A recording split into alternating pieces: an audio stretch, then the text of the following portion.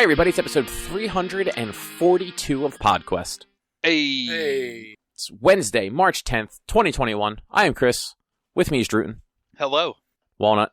I forgot that we clap, and I went to go take a drink as he started counting. I was like, oh, shit! And I had to put my drink down. Whoops. Man, it sounds like she is sharpening knives behind you. Oh, yeah. That throws me off so much sometimes. So, for the listeners, my sister's doing crafting with her Cricut, or Cricut, however you're supposed to pronounce it. I thought it was pronounced Crycut. Who knows? And she's right now scraping off the plate, and every time she does it, I'm like, is she scraping metal? It's crazy. Yeah, like, it sounds like somebody sharpening knives, like she's going to, like, murder you in a few seconds. Like, she's literally just standing behind you with, like, a butcher knife and one of those, I don't know what they're called, like, the round things that come in most knife blocks. Yeah, so it's basically, it could be considered a pastry cutter. I don't know if it was at once. It was. She's shaking her head. It was at one point. And then the plate just looks like it might be a plastic plate, or it might be some sort of aluminum, but it scrapes together, and it just, like, it scares me every time she does it. She's got wedding crafting that she has to do, so her wedding's coming up and invitations still need to get out. Man, you just buy that shit online. You don't make them. Do you think we're made of money like that? Yeah, right. They're not that expensive. It's paper. I didn't say you buy nice invitations. I just said you buy them online. You fucking get Vistaprint. 50 of them are free or something like that. I don't know how that works. How you guys doing? Not too bad. How about you? I'm tired and sore today. Yeah, I've been tired pretty much for the past 2 weeks. I tend to play games that I lose time into, and then it's 1 o'clock, and I'm like, oh shit, I gotta go to bed. And then I don't go to bed for another half hour, 45 minutes, because I need to get to a good safe spot. Yeah, you should stop doing that. I know I should. I do know I should. Learn to be a responsible adult. Nah. Fucking slacker over here. Ugh. Look, I need to make sure my city isn't polluting the water, okay? No, we'll talk about that nonsense later. You stop. So did you guys watch that Teenage Mutant Ninja Turtle trailer I sent you? I did. I did not get a chance to. I was busy with work all day and then eating before. Work has been over for at least an hour, and it's a minute and like 20-second video. Yeah. I honestly, I was like, oh, I gotta watch that, and then I sat down and I opened up YouTube to watch it, and then there was one of the videos that it's suggesting was a guy made a face mask launcher for people who are not wearing masks, and so I was like, I gotta watch that instead.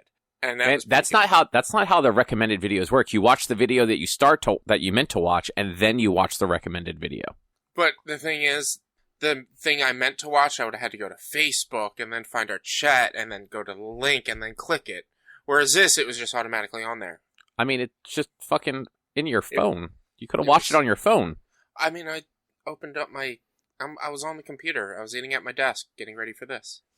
You could have watched it on your phone.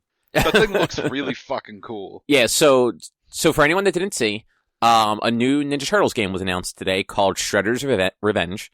It's going to be on console and PC. No date or anything was given. It's inspired by the early 90s like beat 'em up Turtles games, like Turtles in Time. Yeah, like the arcades and junk and and it's stylistically very much like the late 80s, early 90s like animated series Turtles. Mm-hmm. And there were a lot of things from the trailer where I was like, wait, is this just a remake of like those old games, like them going into a burning apartment building? I was like, that's like the first arcade game. Wait, is this just a remake? Is that why they're going with that art style? But so apparently it is a brand new game. Yeah. The trailer is actually like a redone version of the cartoon intro, like with the song and everything. Mm-hmm. But assuming that what is in that intro is also in the game is likely, and I think it's also been confirmed. Some of this, the villains are going to be Bebop, Rocksteady, Krang, and Shredder. So like that group. But Baxter Stockman, the dude that gets turned into a fly in the old cartoon, and the Triceratons from Dimension X appear to be villains in it also. Okay. Yeah. And then obviously like they'll be in New York City. They'll be in the sewers, rooftops. The video also showed the Technodrome at one point. as well as Dimension X was confirmed as a place they are looking to go also. The little blurb I read, it sounds like Bebop and Rocksteady steal something for Shredder, and the Turtles are like trying to recover that stuff. It looks pretty fucking cool though. Yeah. I was actually super surprised that it looks like those Turtles also, just because. So this game is approved by Nickelodeon, who owns the rights to the Turtles now. Yeah. And Ninja Turtle, like, media other than the comics has been very different from what, like, our age group remembers the Turtles looking like. They've had so many different looks over the past years since that cartoon, and then they had the live action shit, and then they had that CG movie. But so the live action and the CG movie, like, they still looked like those Turtles for the most part. Like, not as, like, goofy, but, like, still those Turtles. But the most recent cartoon and the most recent live action movies, they don't look anything like they used to. No, not at all. Especially, like, the most recent cartoon, it's that modern animation style that I personally don't like very much. And, like, they're all basically caricatures. I don't think I've actually seen the most recent I've Turtles. only seen the artwork from it, and the artwork just is unappealing to me. Like the animation style, because it's very much looks like all the modern cartoons, like your Teen Titans Go and your Adventure Times and stuff. Like, yeah, I was gonna ask, is it like Teen Titans Go? Because if it is, I'm not a fan of that art style.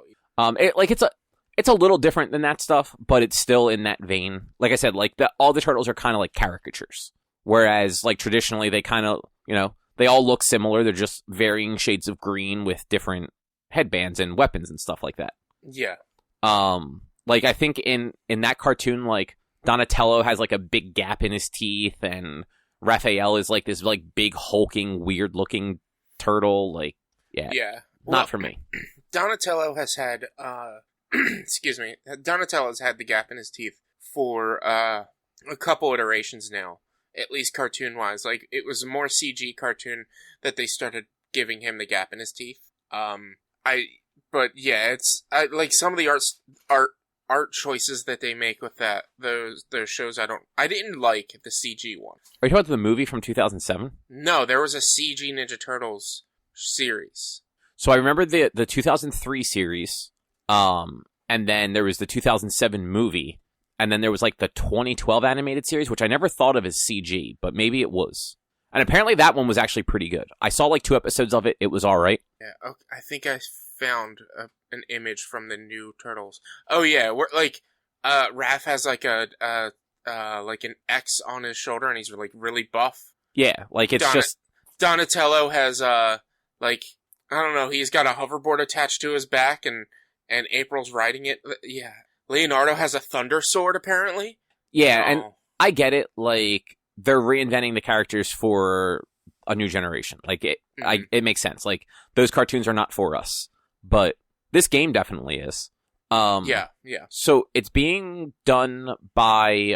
So, .mu is publishing it, and then Tribute Games are the ones developing it. .mu did the Streets of Rage 4 game that came out earlier this year or late last year, I forget, or earlier in 2021 or possibly late 2019. Mm-hmm. And then they're also the publisher that brought back Windjammers. And then right.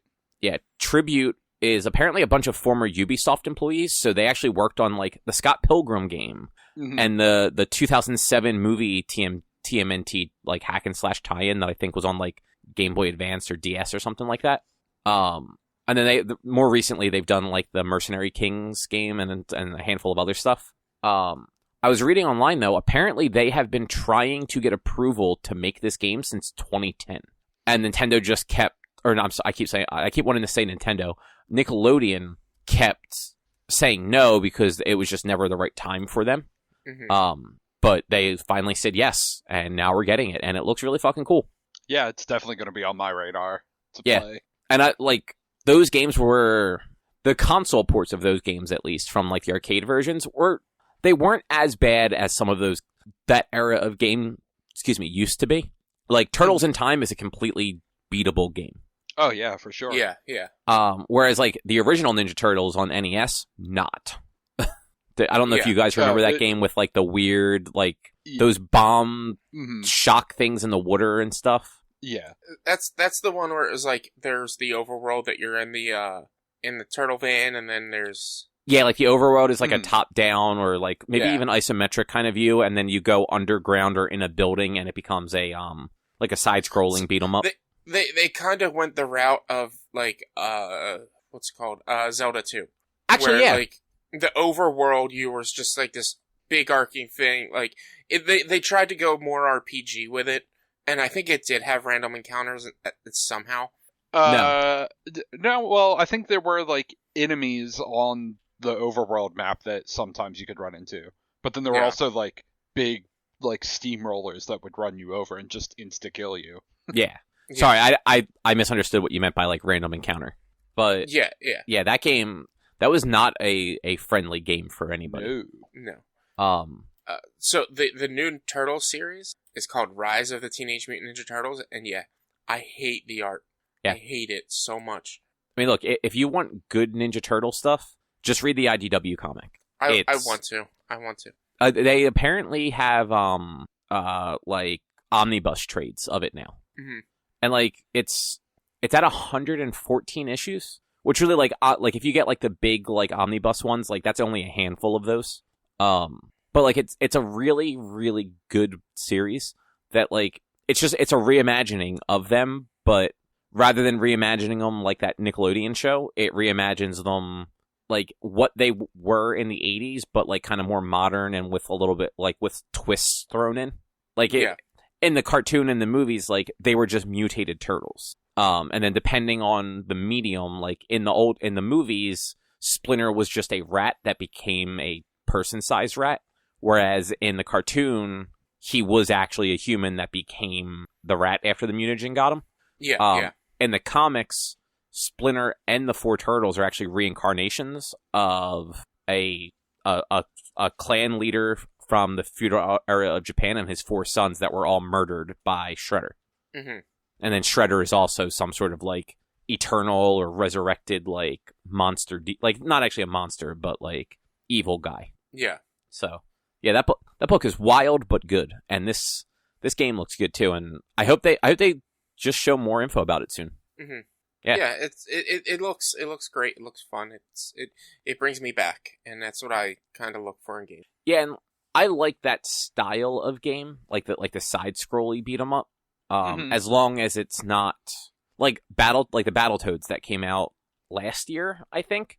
Mm-hmm. Like it's just like the old Battletoad games, like. The level of difficulty is so high in it that like it's not actually fun to try and get through.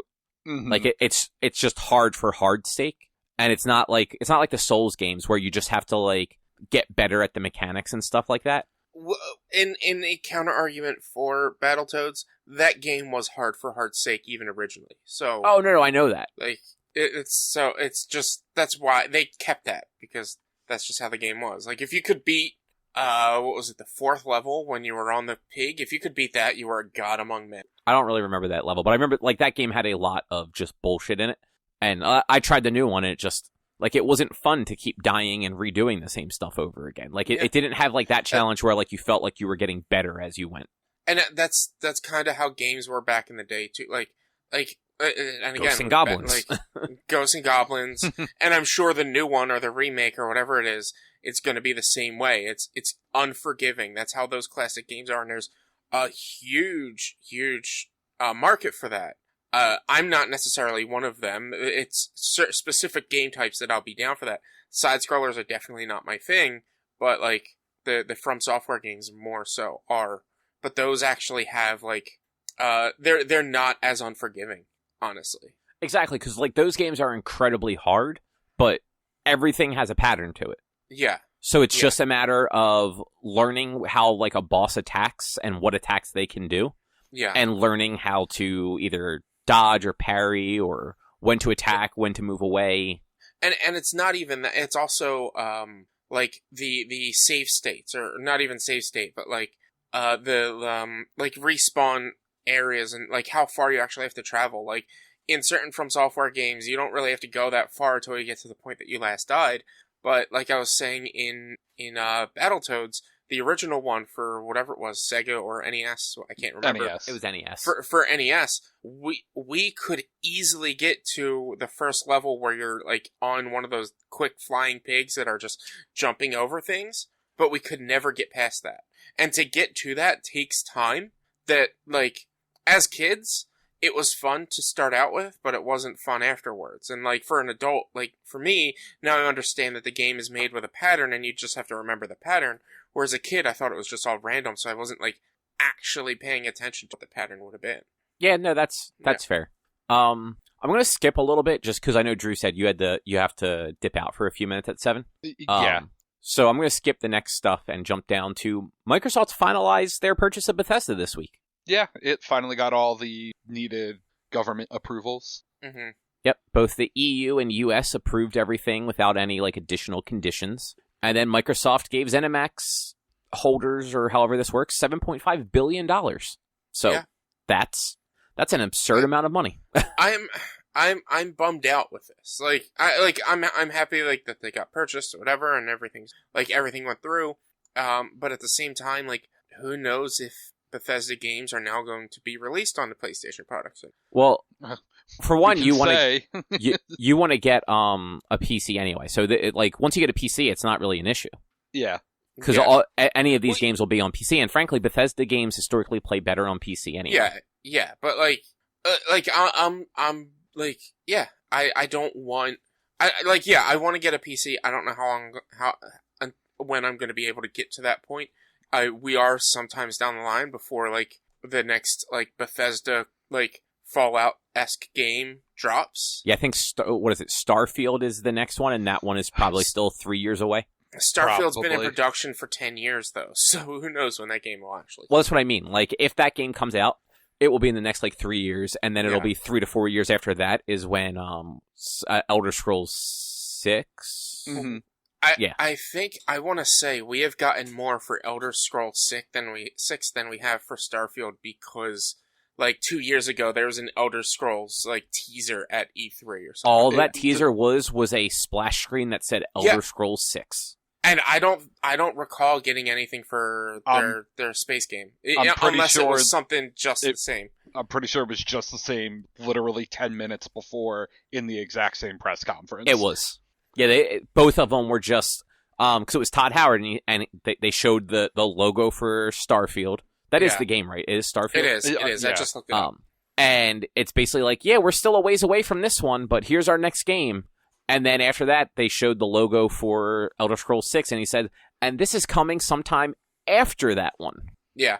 But so with the purchase, there were 2 announcements made. Microsoft actually had like 2 blog posts with statements from Pete Hines of Bethesda and Phil Spencer. Hines in particular said that no major announcements or changes beyond the purchase were being made at that moment. So like, don't expect to hear anything about like games and stuff for a little while. Spencer though made a statement, and I put a quote from it in here. Some new titles in the future that will be exclusive to Xbox and PC players. Yeah. So they are planning for at least some of that Bethesda catalog to be exclusive to their ecosystem.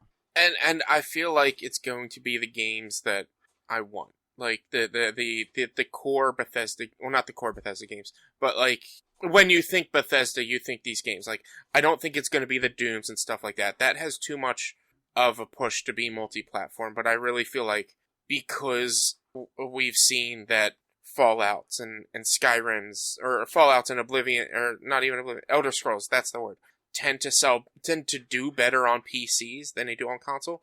I feel like they'll just push for those to be on their own consoles. I mean, frankly, historically, the Elder Scrolls games have been more Microsoft backed, let's say, than Sony anyway. Like, yeah, I want to say it's Morrowind, Oblivion, Skyrim, right? Yeah. So Morrowind was available on Xbox, was never available on PlayStation, and I believe Oblivion released significantly ahead of on Xbox, significantly ahead of PlayStation. Yes. Mm-hmm. It wasn't until Skyrim that they kind of launched together. And again, if I remember correctly, Skyrim played like garbage on PS3 when it released, but played fine on Xbox. I mean, I think It played fine for everything, and like the bugs weren't game breaking bugs. There were some game breaking save bug issues exclusive to the PS3 version. Okay. Like, and that save file would get out of hand, like, to size wise. Yeah. And then it would hit a point and break the game. Like, completely fuck your game if you let it get over an X amount of file size. Kind of like what was happening with Cyberpunk. Yeah, pretty much.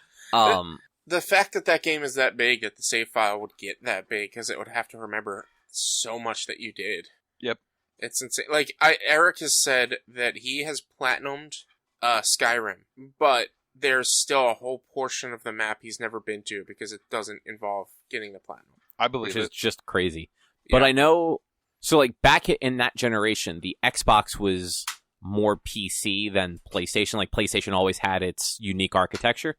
So like Bethesda just wasn't optimizing games for unique architecture. They were optimizing it for PC and just porting it over.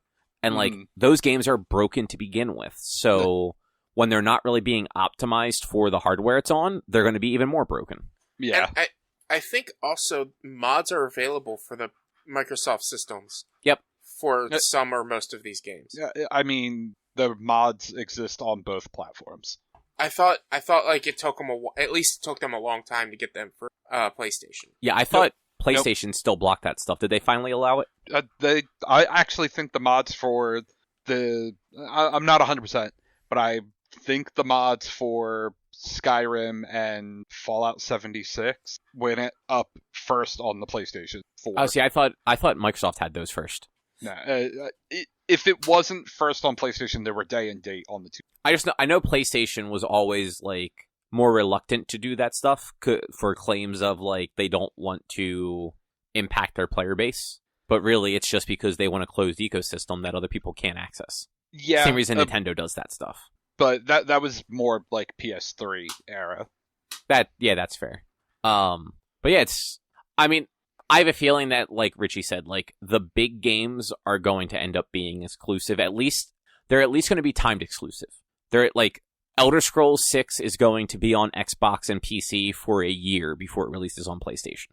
Yeah. Maybe Elder Scrolls and Fallout I don't know about. Like Starfield I could actually see being Xbox exclusive, period. End of Yeah, because it's an unknown property, so they're not losing anything by limiting it to their platform. But I don't know, like $7.5 billion is a lot of money to not just be like, yeah, no, we're going to try and drive people to our platform and then we'll let it go to the other platform. Yeah. That's fair. Although by the time either of those games come out, the fuck are the platforms even going to be? Like, that's true. There might not be an Xbox. No, I mean that's true. Like honestly, like with, but at the same time, like having Microsoft, who knows? Having Microsoft now own them, I feel like they are going to be pushed a little harder to get those games done in a timely manner.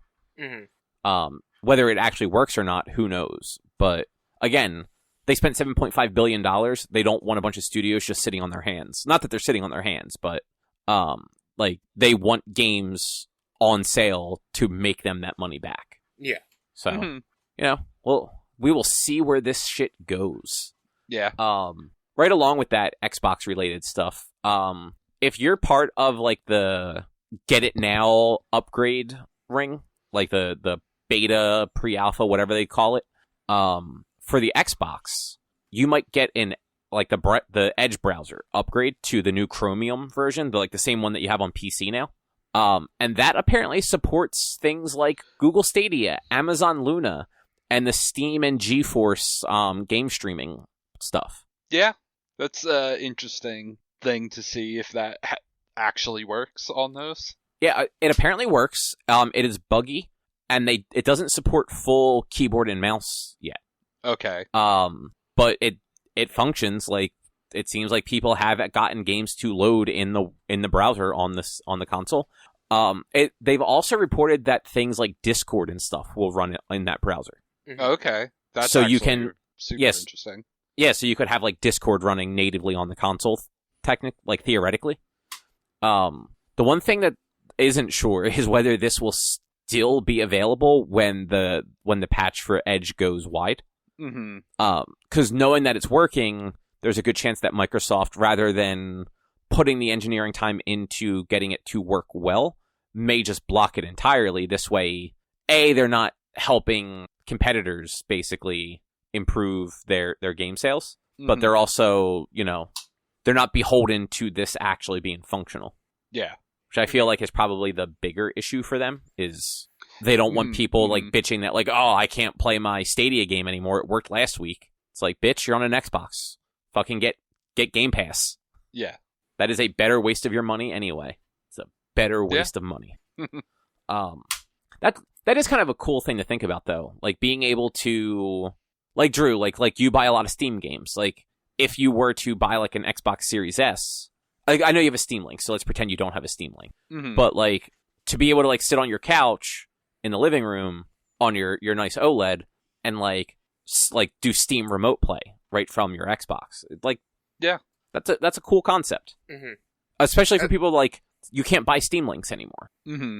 So like Rich, when you get when you like eventually upgrade your PC, like I know your current setup is like all that stuff is just in your living room next to each other, but if you decided to move it, like something like this could actually work really well for you. There will probably be an eventual change where my PC won't be right in the main room, and it would be nice to be able to like move or stream like my PC stuff to my main system, or like I like the idea of having the Discord option available, because for instance with Outriders, if I'm playing with the people that I know who are getting it for PC, I kind of have to play remote play on my PC so I could talk with them on voice chat. Otherwise, like I can use my phone, but like then they can hear my game going and everything, and that's not ideal. So like to be able to use Discord on a console would be fantastic. Yeah, exactly. And also, why do you have to play remote play? Like, why don't you just use the app on your phone, or like plug your headset into your computer and just have Discord running over there? Because then I wouldn't be able to hear the game coming out of my TV, or my game would be going into my microphone and they'll be hearing it. Okay, that's valid enough. So if I remote play over to my PC, then I can, and also I want to have uses for my new headset that I bought when I got the PS5. Like if I remote play to my PC, I can just plug in the dongle and have all of it coming through just the headset, and then they wouldn't hear anything going on. I mean, it's the same thing. It's what happens right now when I'm playing Switch games. Like I have it turned down, and I like if I'm playing Switch games with friends, like if we're doing a Mario Kart thing or something, like we'll be on a Zoom call, and I'll have the headset on so I can hear the Zoom call, but I won't be listening to the game, or it'll be turned down really low so that they're not getting the feedback. Yeah, no, I mean that is valid. Mm-hmm. I would never think of that stuff because I couldn't tell. Honestly, I don't know that I've ever actually played a game with chat. Yeah, you don't play multiplayer games. You don't play games with people. Like, but even when I used to play like WoW and stuff like that, or like Final Fantasy, I don't think I ever used voice chat. Like I'm trying to think about it. I've never actually used a voice chat in a game. We never use. I didn't use voice chat in Final Fantasy until I started running raid. Even like when it would be all of us, I don't think I use voice chat. Or I would just chat with all. Yeah. In the game, but like when it comes to having to actually have a voice chat or just having a conversation when you're playing games with people that doesn't have an easy way to type, it's easier to be able to have it all come through one headset and not come through multiple speakers. Yeah, it really is a shame that they don't like allow Discord natively. Mm-hmm. Yeah. The other solution is the game audio fucking doesn't matter. It really doesn't most of the time. I need the game audio, or else I won't be paying too much attention. Or also, like in a game like Outriders or in a game like Monster Hunter, if you don't have the game audio, you're not really going to be like you might miss things, like things that are coming from behind you or coming from around you. Like you need to hear the audio to get the full like everything that's going on around you. Like Mario Kart is like, yeah, you don't need to know anything, because if there's a warning, if the blue shell or the talent-seeking missile is coming at you, it's going to warn you that it's coming at you from the little bubbles. But other games, in my opinion, I need like the to hear behind me and stuff. I mean, I can give you Monster Hunter because I can't say enough, but having played that Outriders demo, you don't need the fucking sound for that game. It's so unnecessary. That game is generic as fuck. Yeah, I mean, I don't know. I played the demo for like for as far as I got. Yeah, like the audio was like everything was happening in front of me, and I was playing the trickster, so it was like closing in on enemies and being right around everyone and just constantly teleporting. But like, I mean, that was just one example. Like, I don't have, I mean, it could be the same, it would be the same for, like, Apex. Like, you want to hear what's going on around you. I mean, yes, like, a competitive first-person shooter, yes, I want the games. Any other game, I do not care. I mean, it's, like, when I'm playing The Forest, like, we need the game sound because the cannibals will make noises when they're coming near you or around you, and when it's nighttime, you need to hear those noises to know where they're coming from. So that, like, yeah, you can be in the middle of having a conversation, but then hear the noises. But if you don't have the game audio going on in the background, and you're just having this conversation, the game noises start happening and you don't hear them, they attack you and you could die. And that's like a survival game where you have to run all the way back to your body. Yeah, a survival game, I could see it. Yeah. There are a lot of games that having the audio on is beneficial. Like, frankly, I'd rather play any game with the game audio on than listen to music or a podcast. Like, I've never gotten that idea of, like, listening to podcasts, like, for most games. Like, if you're playing, like, fucking Tetris or Animal Crossing, like, different story. It's like when I'm playing City Skylines, if I have podcast backlogged, I'll be listening to a podcast while playing. Yeah, exactly. But, like, Drew, you also play very different games. Like you like roguelikes, where, like, really, like, you don't need a lot of the game audio, like, after a while. Like, the music is usually cool, but, like, you're really just, you know, you're going through the motions to the next death. So, like, having on something else in the background, not going to make a huge impact on it. I am more specifically talking about games where you are playing with people and you're in an audio chat with them. Like, if I'm in an audio chat with people, like, I don't necessarily need the game audio, like, because I'm barely paying attention to the game audio anyway. Again, with the exceptions of, like, honestly, I'll say first-person games where you have a more limited sense of what's going on around you. Is The Forest first person, Richie? It is. The Forest is first person. Okay. Yeah. Like, not playing survival games, really. I can understand it for survival games. And competitive first person shooters, like, 100%, I need the sound, because I need to hear the people around me. But, like, sports games, like, generic third person action games, or, like, Destiny, like, fuck the game audio in Destiny.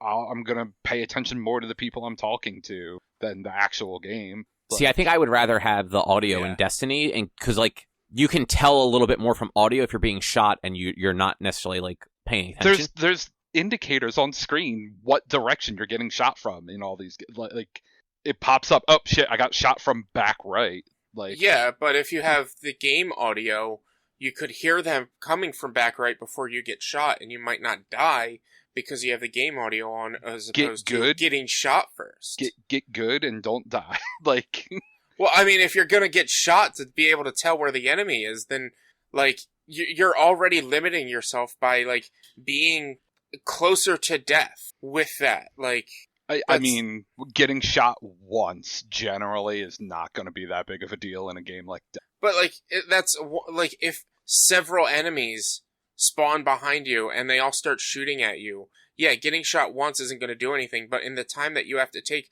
to like, find a place to hide in front of you, while you might even be focused on killing something in front of you and then turning around. Whereas if you can hear the game audio and hear things coming from behind you and hear the gunshots before getting shot, you might be able to find that sweet spot to hide in and keep those eyes out on all bases around you. I mean, I can tell you, for as much as I've played games, that, like, fucking you overestimate how important the game audio is for shit like that. Like, get better at play games without the game audio, and then you'll realize how much you can still play the games without the actual game audio. But also, why would I want to play a game without the game audio? Because sometimes the game audio sucks. Like, it's not good. I mean, like, I will say, the game audio for City Skylines isn't great, but that's a game that the game audio does not matter. But the game audio for, say, like, any of the, like, the main core games that I've played, like, I feel like I kind of, like, Dark Souls and things like that. Like, the game audio might not necessarily be that great, but it does help you. It helps you by knowing if an enemy's coming at you, where the enemy's coming from. Like, that's why they make the game audio, is to make those cues, to be like, oh shit, this enemy that I hear this noise coming from is coming at me. Where is it coming from? Like, gets you ready for that. Like, there are so many games where the game audio helps, but there are also games where the game audio doesn't matter. I'm not saying the game audio doesn't help. I'm just saying there are plenty of other things other than audio that also help you with those same things in basically every game. And if there's not, that's poor game design. No, I mean, and there are, especially nowadays, where accessibility is huge in games, but, like, frankly, in my experience at least, if the audio design on a game is bad, the game itself probably also isn't very good, and I'm not playing it for very long. Like, they're not mutually exclusive, but most games nowadays have pretty good audio design and are enjoyable enough to listen to and be immersed in the game.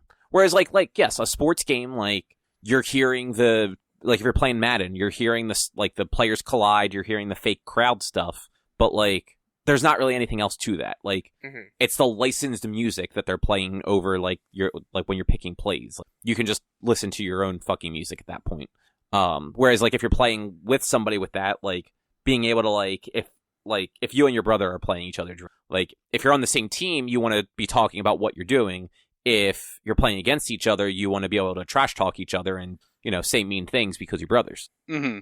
But, like we were just saying it, like, personally, like, I don't give a fuck about talking to people while I'm playing games. Like, I want to hear what's going on in the game.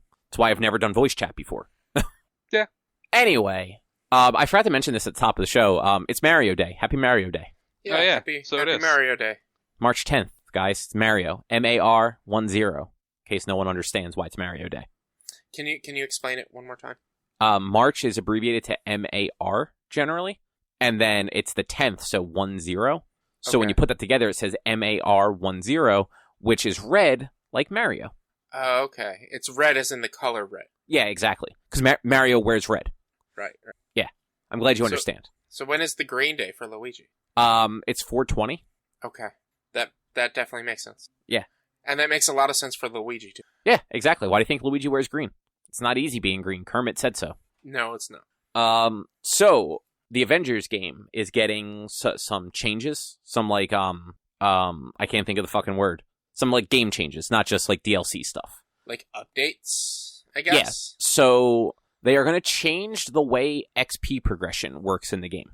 Which I was reading through this, and it doesn't make sense as to why they would do it. So, from what I was reading, as of, like, right now, it's just kind of a flat level thing. It's kind of like Final Fantasy VIII. Like, every level is 1,000 XP, let's say. Yeah, yeah. Whereas, like, most games that have a leveling system, there's a curve to it, where, like, your early levels, you tend to level up quicker, and then as you get stronger, levels are further apart, basically. Yeah, yeah. So, they're basically, they're changing it so that the game has more of a leveling curve, where you'll ideally progress quickly through the levels in the early part of the game, but then as you get to about level 25 through 50, it'll slowly get harder to actually hit the next level. So, like, right now, apparently, that from what the article said, you could sometimes hit like more than one level in a single mission, depending on the mission. Yeah, yeah. Now, it might be, like, 2 to 4 missions if you're, like, level 40 to get to level 41, which... Yeah, but, like I said, I don't understand why they're doing that. Because the levels mean fuck all in that game besides availability of abilities and upgrades. Like, so, what Crystal Dynamics said is their thinking for it is by having, like, say you're playing Iron Man. If you level up Iron Man and you very quickly get from level 1 to 25, you get a bunch of skills and abilities and all this stuff unlocked very quickly without really having time to learn the character, if that makes sense. Mm-hmm. Yeah. So that's basically what they're trying to do. They're trying to slow down the progression so that new players that maybe aren't familiar with this style of game have time to adjust and actually get better with the character with more basic skills before they start to progress and unlock like more advanced stuff. I mean, we talked about it a little bit last week. Like, there are a lot of fucking skill trees for every character, and then there are a lot of characters. It doesn't really matter how long it takes you to level them up. Like, people are going to get confused because there's just so many options. And that's the problem, is there are so many characters. Like, I thank God I only have one character left to get to level 50, maybe two, because I can't remember how far Kate is, so I haven't played in a while. But I have like one or two characters left to get to 50. I might jump on to get them to 50 before this change is done, because that's stupid that they're going to change it. Because, like, one of the characters is a character I really don't care about. Like, it's Thor. I don't like him. I think he's too weak. He's, in my opinion, not fun to play as. And, like, at least the abilities I have unlocked at the low levels aren't good abilities that maybe as I get to 50 and be able to build out my tree, I can, like, figure out how I want to play as him. But if you're going to hold me down from 25 to 50 or whatever their level differential is going to be, and, like, force me to play as what I already grabbed, which might not be good or comfortable, that's, like, it makes me less interested to play that character and get them to 50. Yeah, no, that's exactly, like, that is a problem. And when they originally announced this, it was even less clear why they were doing it. So a lot of the community just felt like they were just making... They were adding grind for the sake of grind. Mm-hmm. And, like, they're trying to explain, like, that's not the case. Like, it sounds like they are trying to, like, add, like, a quality of life to it. But I just don't think they thought it through enough for a game that is already 10 months in or something like that. On Reddit. So IGN posted this. A Reddit user, Antka87, said, and this was the top rated comment on 3.8, by the way. This is a terrible move. Leveling up was never the issue. The lack of content was. Yeah, and I agree. Like, they were supposed to release a lot more content a lot quicker, and now we're getting a new character every 3 months, which is... Did they ever actually say what their rollout plan was, or did they just allude to it? It was supposed to be a lot quicker than every 3 months. But did they ever actually say that? I legitimately don't know that they... I can't 100% recall. I don't think they did. I think we all just assumed it was meant to be more regular. Like, they've delayed, like, PlayStation still hasn't gotten Spider-Man. They never set a date for it. They never set a date for it, but if you're going to have an exclusive character, a console exclusive character, wouldn't you want to get that out pretty quick? Like they turned around and... You're not wrong. Like, they turned around and said that that like the release or like the server issues and all the issues that they had at launch has delayed the release of new content. But, like, what you get for Kate's story, I mean, it's 5 to 10 hours depending on, like, and that's just game, like story wise, maybe like 3 to 6 hours actually. But, like, maybe an additional 5 hours or so for, like, doing her player card or whatever. Like, it didn't really add much, and they haven't really given much of a reason to continue playing post getting all the story stuff done, because there was no raids, there was no this, there was no, like, none of the stuff that people are actually asking for. Like, I've stopped playing the game. I will go back once Clint is released, but I've stopped playing the game because I'm like, it was the same thing over and over, and I have all of my characters done, and, like, you guys need to release the content we want, not make it harder to get to the point where we... Like, not make it so you have to replay more of that content you've already played to just get up level. Exactly. Like, and again, the levels do not matter. It is your power level that matters, and not your character level. Well, your character level just matters for skills and stuff like that. But yeah, but like, if you want to unlock the full part of the game, you want to have all the skills.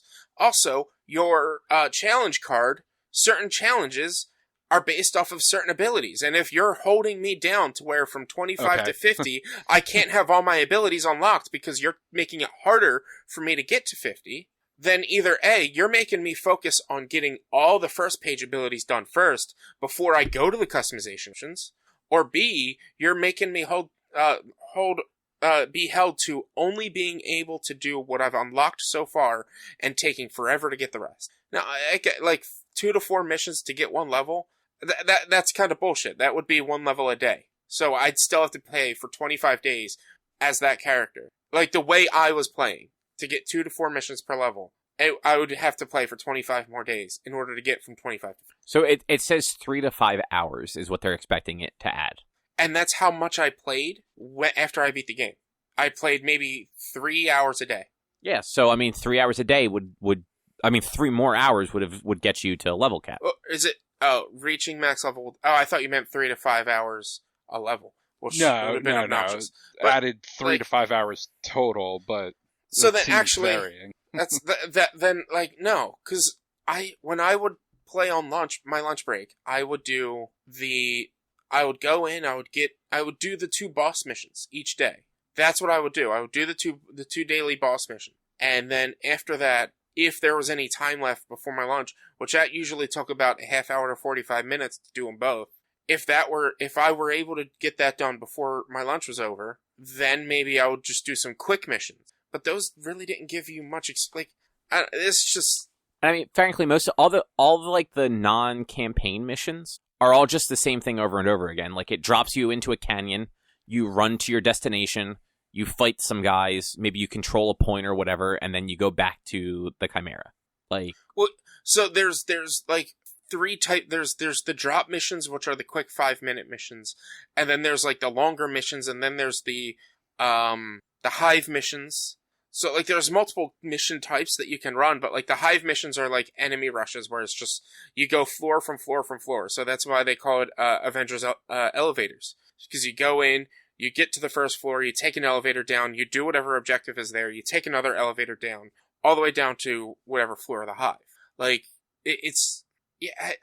I don't like the thought that it's gonna take longer for you to get to level 50, because even if it is only 3 to 5 hours, it's still like... But also you figure you already have all your characters max leveled, so really this, assuming that the content of the game ever improves, like, this would just give you more reason to play more when DLC characters are released. Yeah, but if they don't give me the content that they had promised, and just give me more story, and don't give me raids, and don't give me other things to play as, then I'm not going to be playing more anyway. I don't have a reason to get Clint to 50 if all they're giving me is a new storyline. That's fair, and honestly, like, having played through this game now, like, raids are going to be not fun, I feel. I mean, I don't know what they even had thought for raids. Like the closest thing they have to a raid are, like I said, the hive missions, and those things are so dumb. Like, have you played with another human that like know? I've played with other people that I know. Yeah. And like, is it as chaotic as when you're playing with just the computer, where like everyone's just off kind of doing their own thing? No, I mean you tend to. Even when I played a computer, they wouldn't really like do their own thing. They'd follow me and then end up fighting enemies around us. Well, that's what I mean. Like when you get into combat, everyone just kind of like goes after whoever they see. Well, yeah, and that kind of is how it happens when you're playing with other people. It's been a while. Like I've only ever played with people I knew, and we would have set ideas in mind of what we would want to do for the missions, and like. We would assign like characters, because like, oh well, so and so is trying to level up this a smart character, so it's like, all right, well we need a basher, and then we need somebody to just do whatever the hell they want, so that we could do all the objectives and things like that. So yeah, I don't think it was that chaotic when playing with people, but I don't remember it being all too chaotic when playing with computers as well. But also, I had most of my characters at level 50. And with all their abilities set up, and their abilities carry over when they're being computer controlled, so like it all worked in everyone's favor, even though they might have been doing their own. Yeah, which is fair. I just noticed that like a lot of the combat, like when you were out with like 3 other like NPCs, it was just always kind of chaotic, like who was doing what. Where like there were times where like some of those like defend the base things, you know, like the other 3 NPCs would run off and like start it like not like away, but like they'd see people far away and go after them, Meanwhile, I'm left to deal Yeah. with the just swarms of enemies coming in. Yeah. And that happens. So like that's But what I that's meant by like- chaotic. But that's like when you're playing with people, they all tend to stay around the objective. Which makes sense. When you're playing with the computer will go away, but the computer doesn't affect the objective. Only the players do. Yeah, exactly. So like the computer should spread out so that they could fend off the enemies, and this way you're not being completely bombarded. But if you're going into a mission, you know that you're going to have one of those like defend the circles. You being level 50, you can gear yourself up to be more of an AoE powerhouse around you, whereas being at 25 and taking longer to get to 50, you can't gear yourself up that way, or you can't set up your abilities that way. Yeah, and also the levels do affect your gear too. It seems. Not so much like your ability. Oh no, never mind. I'm wrong. It's your faction level affects what you can buy, not your actual player level.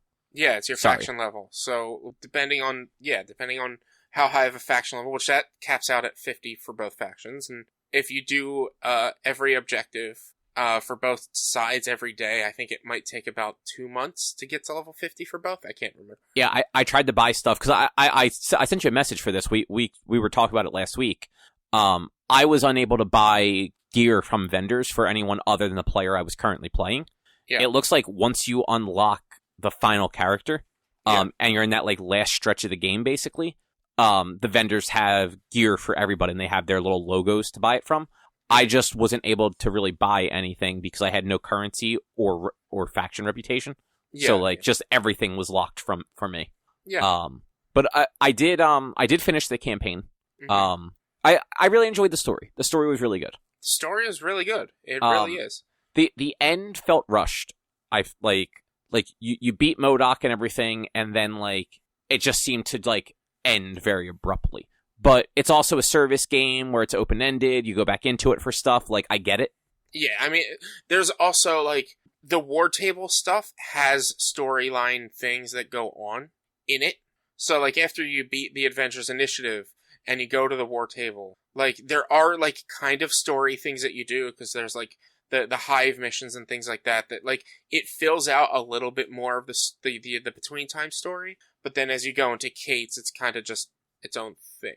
Like I'm trying to remember if I don't know if you're going to need to do the war table stuff before you can get into Kate's story. I don't know. They've prompted me to do Kate's story from the very beginning. Okay. Like before I even started the campaign, it seems like I was able to do Kate's stuff. I wonder how that would have worked. Yeah, I don't know. I'm probably over the weekend I'm gonna try Kate's stuff. Yeah.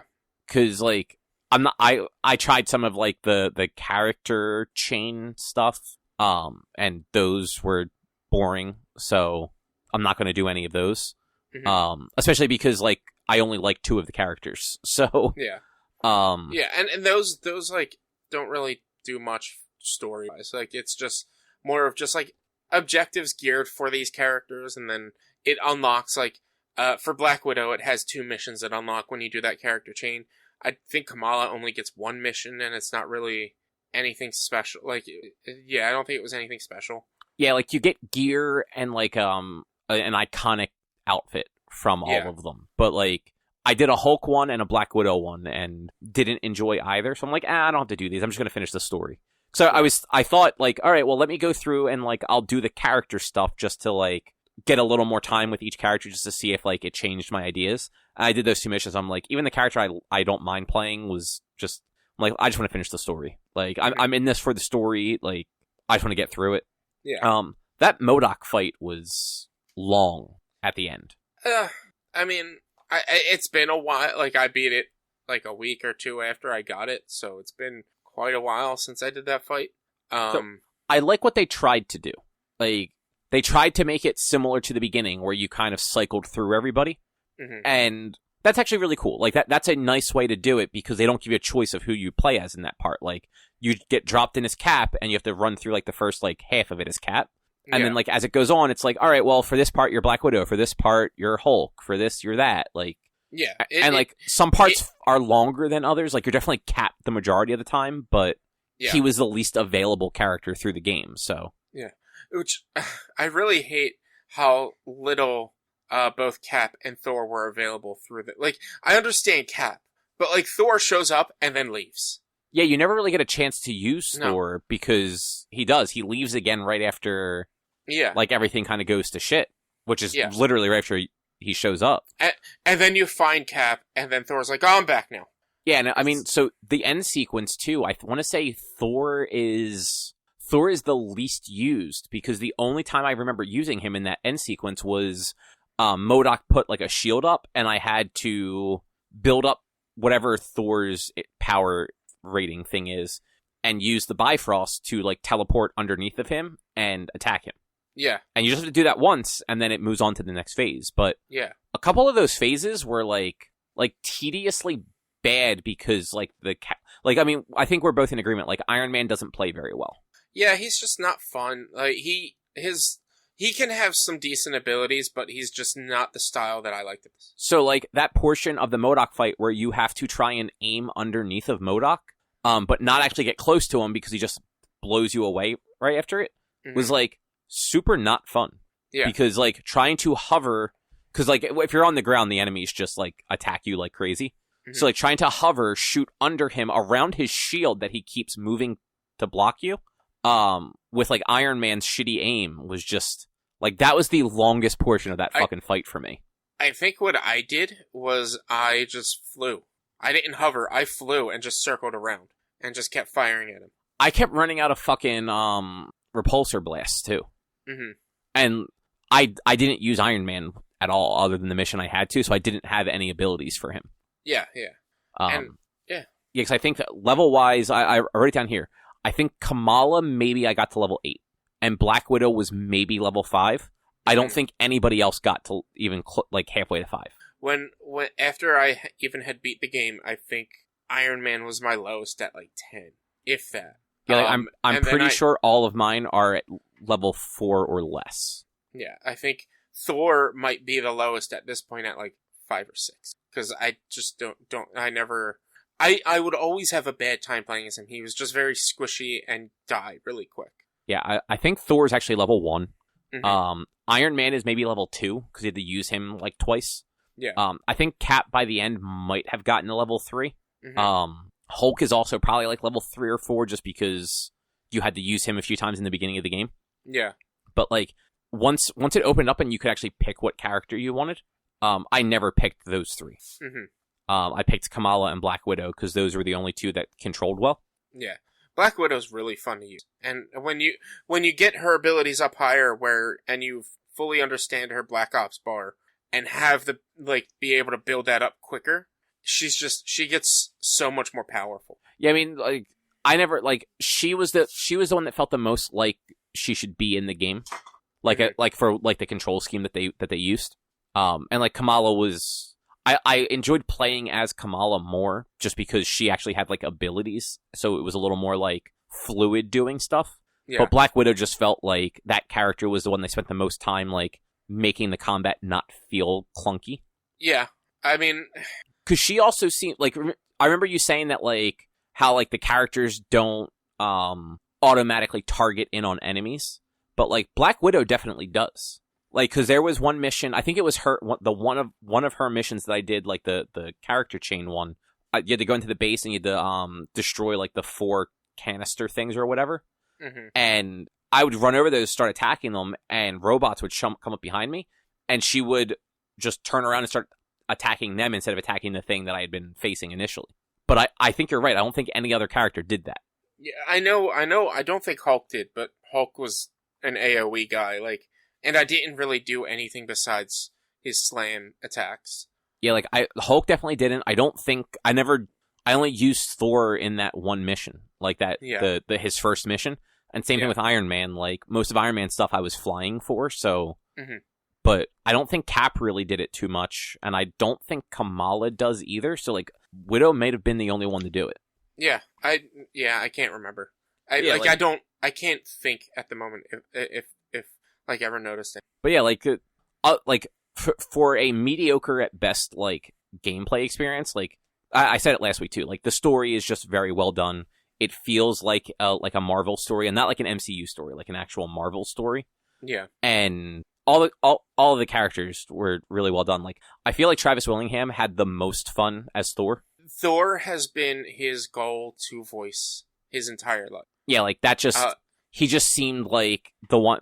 Like, don't get me wrong. Like, Troy Baker and Nolan North and Laura Bailey, like they're the names you know for voice acting because they are as good as they are.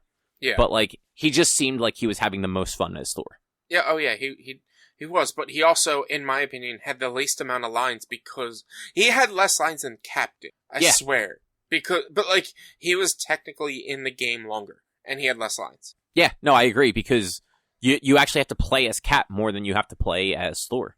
Yeah. Because you only have that one mission on top of the building, or on top of the helicarrier, as Thor. And it's not even the full mission, it's just like that one section of it. Mm-hmm. Whereas for Cap, you have the bit in the space, in the satellite, after Iron Man finds him, and then the first half, if not more, of, like, the final mission in San Francisco. Yeah. So, plus everything on the Chimera, between getting Cap and finishing the story, you're always Cap, too. Yeah. But yeah, like, I'm gonna try Kate, and I'm actually... The whole reason I even picked the game up was because I want to play the Future Imperfect DLC. Mm-hmm. So, I honestly might wait. Well, no, because that comes out the same day as the next-gen version, doesn't it? I think so. Yeah, so I might try and play the Kate stuff, like, this week, and then get the upgrade and play the Clint Future Imperfect stuff with the next-gen upgrade. Because those load times on that game are still a little rough. They're not as bad as they were. Like, I believe it. I believe that. I remember the demo and them being bad. Like, I'm just used to every other game I've played on, like, the new hardware has been so much faster. Yeah. But, like, those games are loading pretty big areas, so. And also the thing is, like, this game uses loading as, like a breaking point. Where, like, for instance, in Bugsnax, if you were to go from region to region, like, you're just traveling there. Whereas in this game, like, in order for you to load, you have to get into the elevator to go to the next floor, and so as the game, like, it loads the, quote, loading screen where all the characters are on the elevator, and you get the information of the next floor, and then the character interactions with each other before the door opens. And then still then, it might load a little bit longer. So, like, they use the loading transitions as, like, part of the game. And so, like, it might seem like it's pretty bad, but it was much worse. Yeah, no, I believe that. Just the few times... So, like, I died a couple times as Cap, when you have to do, like, the platforming stuff, like the wall running to whatever. Yeah. Just because especially on the satellite when you first get him, because I wasn't used to double jumps, because everyone else doesn't have a double jump. They have some sort of, like reach out and grab a thing. Yeah. And when you, like, fuck up in those sections, you fall into space, like, it takes a minute to reload. Mm-hmm. And, I'm just not used to that. But, yeah. So how's City Skylines? I'm surprised that you chose City Skylines for me to talk about and not Valheim. Well, you talked about that for like half an hour last week, so I figured this is something different. Yeah, I mean, I've talked about City Skylines in the past before, I believe. It's been a while, and you literally just talked about Valheim, and I feel like that game is kind of like the same stuff over and over again. So, kind of. But anyway, City Skylines. I recently found a YouTube channel called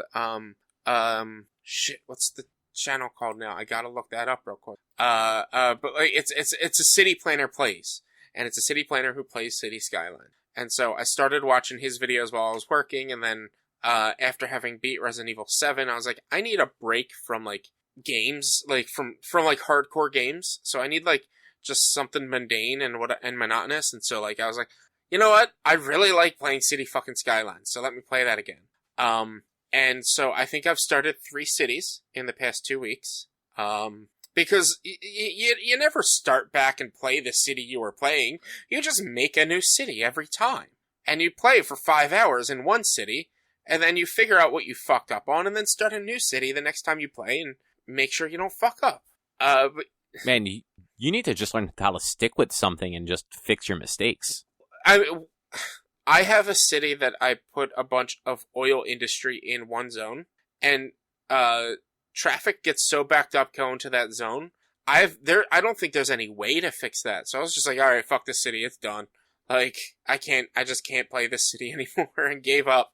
But like, you also, like, every time you start a new city, you remember how you started the previous ones, and like you have better ideas and concepts of putting together the bare bones of the initial city to be able to expand more properly moving forward. And so, like, I'm actually currently playing a city I haven't played in a few days, but my most recent city that I did, I might actually go back to because I was really liking how it looked and the layout of it, and how I was able to like make. I'm basically making 2 actual like high-rise city areas with suburbia in between. And it's just I really like playing City Skylines, and I like watching a guy who plans cities in his like real life job play a game that he really enjoys playing for some reason. He's like, I like playing my job, so I'm gonna play my job when it's not entirely my job. Like, obviously it's like, it's not fully what a city planner does, is how City Skylines plays. But it's just, it's such a stupid fun game. And it's, like, nice and relaxing. I tried doing, Farming Simulator before I tried playing City Skylines. And there's just too much going on for that. Like, I hear it's really good, but, like, there's so much you have to do when playing Farming Simulator. Because that's like a real farm. It's not like a Stardew Valley, right?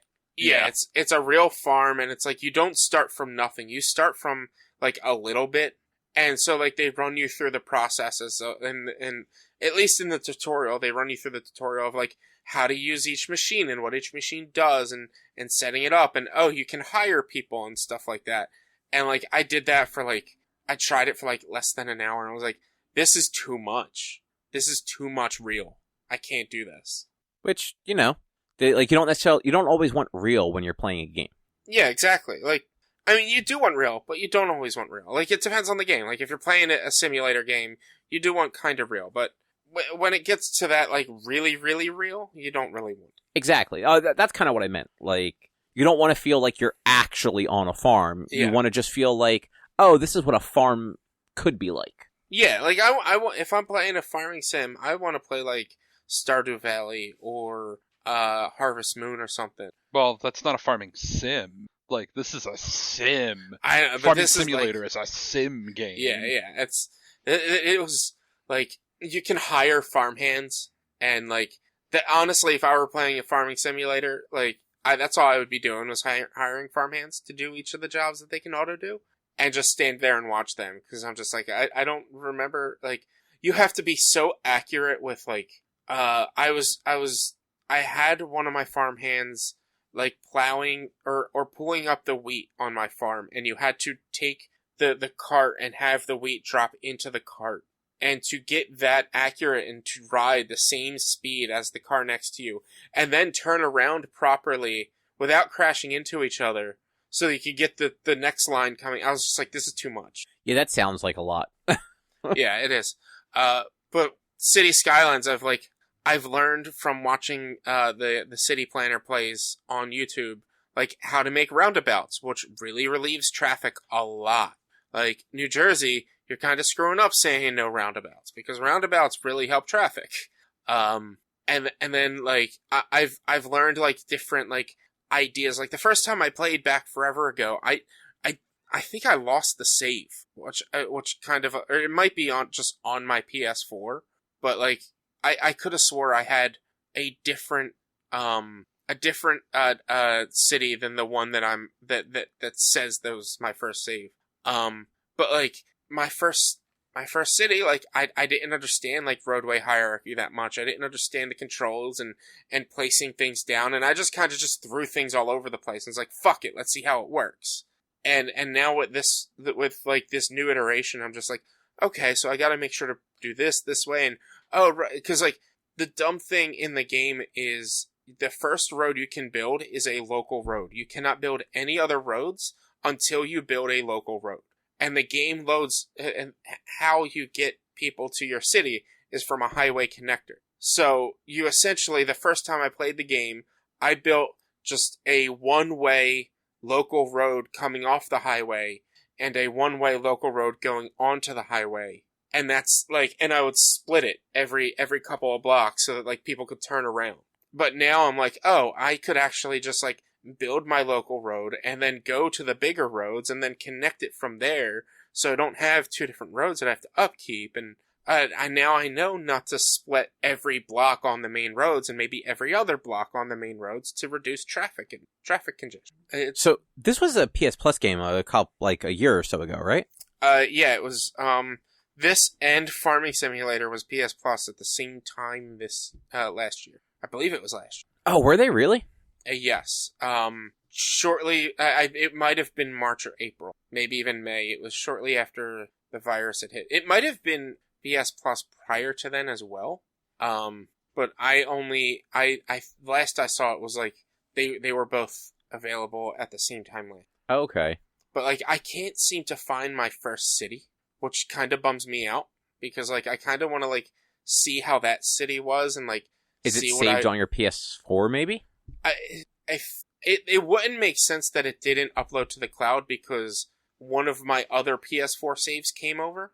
Because like I haven't played this game since before I got the PS5. Like I played it once or like a few times before the PS5 when it first was free, but I haven't played it since then until the past couple of weeks. And I do have one save on there, but there should be another city that I can't find. Yeah, but so what I was more thinking was if it's like one of those games where like maybe the save doesn't back up or like the way that it saves, like it doesn't actually back up your full city when it backs up to the cloud or something. Maybe like a Nintendo move. I mean, but I don't know. Like the only thing I can think of is like I wouldn't save the game. I would just suspend it, and so maybe I never actually saved the city. That's possible. Which would kind of make sense. Because again, when you play sim games, especially like City Skylines or whatever, you don't often plan to go back to your city, or at least the way I play. I don't often plan to go back to my city. I just sit there for 5, 6, 7 hours, play it, not realizing that it's 1 o'clock in the morning, and then like, oh shit, I gotta go to bed, and then just suspend the game, put it on sleep mode, and go to bed, and then the next day you wake up and be like, all right, I'm gonna start a new city. I'm not feeling this one anymore. Which, you know, that's one way to play those games, I guess. Yeah. I agree. It's a weird way to play those games. Like, unless it's The Sims, like games like these, just to me, it's like, all right, just play until you're done, and then don't really care, and like see how you can do until you're done, and then the next time you want to play, you shouldn't have to worry about like, well, what was I doing before? I'm just gonna play till I'm done. Yeah, I mean, I get it. I don't play a lot of those type of games, but like when I play like Stardew, like I'm not like start a new farm every time I play just because it's been a while. Like I just jump into where I was. Like Stardew is like I don't like I wouldn't like sit there and play Stardew for 5 hours and then the next day start over. Stardew is like if you're playing constantly every day for a month or whatever. Like I understand like as long as you're being like fresh with your island or your farm every day or every time you play, but like a few months after playing, like I'm like, all right, I'm just gonna start over because like I don't remember what character I was trying to romance for. I don't remember like the storylines I was doing. I don't remember any of the things I was doing. Like that's definitely not a game I would restart every day. That is not a game I would every day because you can't get anywhere. But that is true. City Skylines, like I can get to close to 50,000, a population of close to 50,000 within probably about 4 hours, which I think that's pretty good. I don't know. I mean, it doesn't seem bad. No, and like I get to that like close to 50,000, it gets you to a point where like you're starting to get high rises built and things like that, and you're starting to actually lay out your city. But and like so like. When I play for, like I said, long times at once.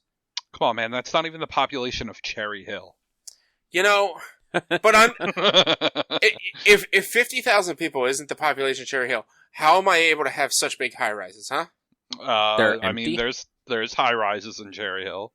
What is the population of Cherry Hill? 71,000. Oh, man. I've actually been thinking... You need to get good.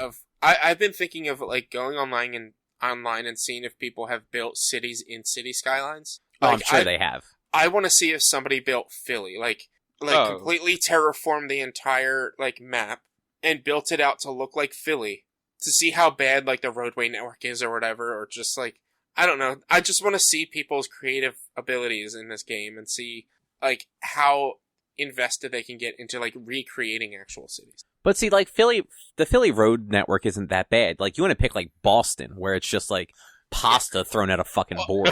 I mean, but like when I say Philly though, like it's a Philly in suburbs because they're not. It's not just going to be like the Philly city area. Like it's gonna like maybe come over to Jersey or maybe like go further down the Schuylkill, and that roadway and shit like that. Like I mean, the Schuylkill sucks because it's on a fucking mountain, but yeah. And I'm sure people have made it. I'm actually going to Google it now while we're talking about it. Do you have anything else you want to say about City Skylines, though? No. I love those, like, stupid mindless city builder games and just sim games like that. I don't play them often enough, but I do like. So, Drew, are you ready to play your 21-year-old Diablo 2 save? To be honest, hearing that actually made me go pull back up Diablo 2 real quick. Because I had, late last year, played a fair amount of Diablo 2, but I was playing online, and I forgot that after, I think it's 60 days of inactivity, they wipe your characters. Oh, that's right. I forgot they did that too. That made me go ahead and just start a single-player character, which I rarely have done in Blow. At least not in the last 20 years. Or let's call it 15 years. Honestly, ever. I basically played Diablo 2 exclusively. I might not have actually always played with other people when playing online, but I always made online characters. Oh, yeah, I guess that's true. Like, you kind of just made them online characters just in case, like, you were going to play with somebody. Yeah, or for, like, when you found drops that were good for a different class than the character we're playing. Yeah, that too. Yeah, I kind of forgot about it. It's been so long since I played any Diablo, really, that I kind of forgot about that. But yeah, so I started playing a Javazon in Diablo 2. Nice. And in theory, later this year, I could carry this character over into the remake. Yeah, so they announced that Diablo 2 Resurrected is going to allow imports of single-player data from 2000's Diablo 2. And most likely... So... Actually, I haven't looked into this enough. Does the Diablo 2 Resurrection include Lords of Destruction? Yeah. Okay.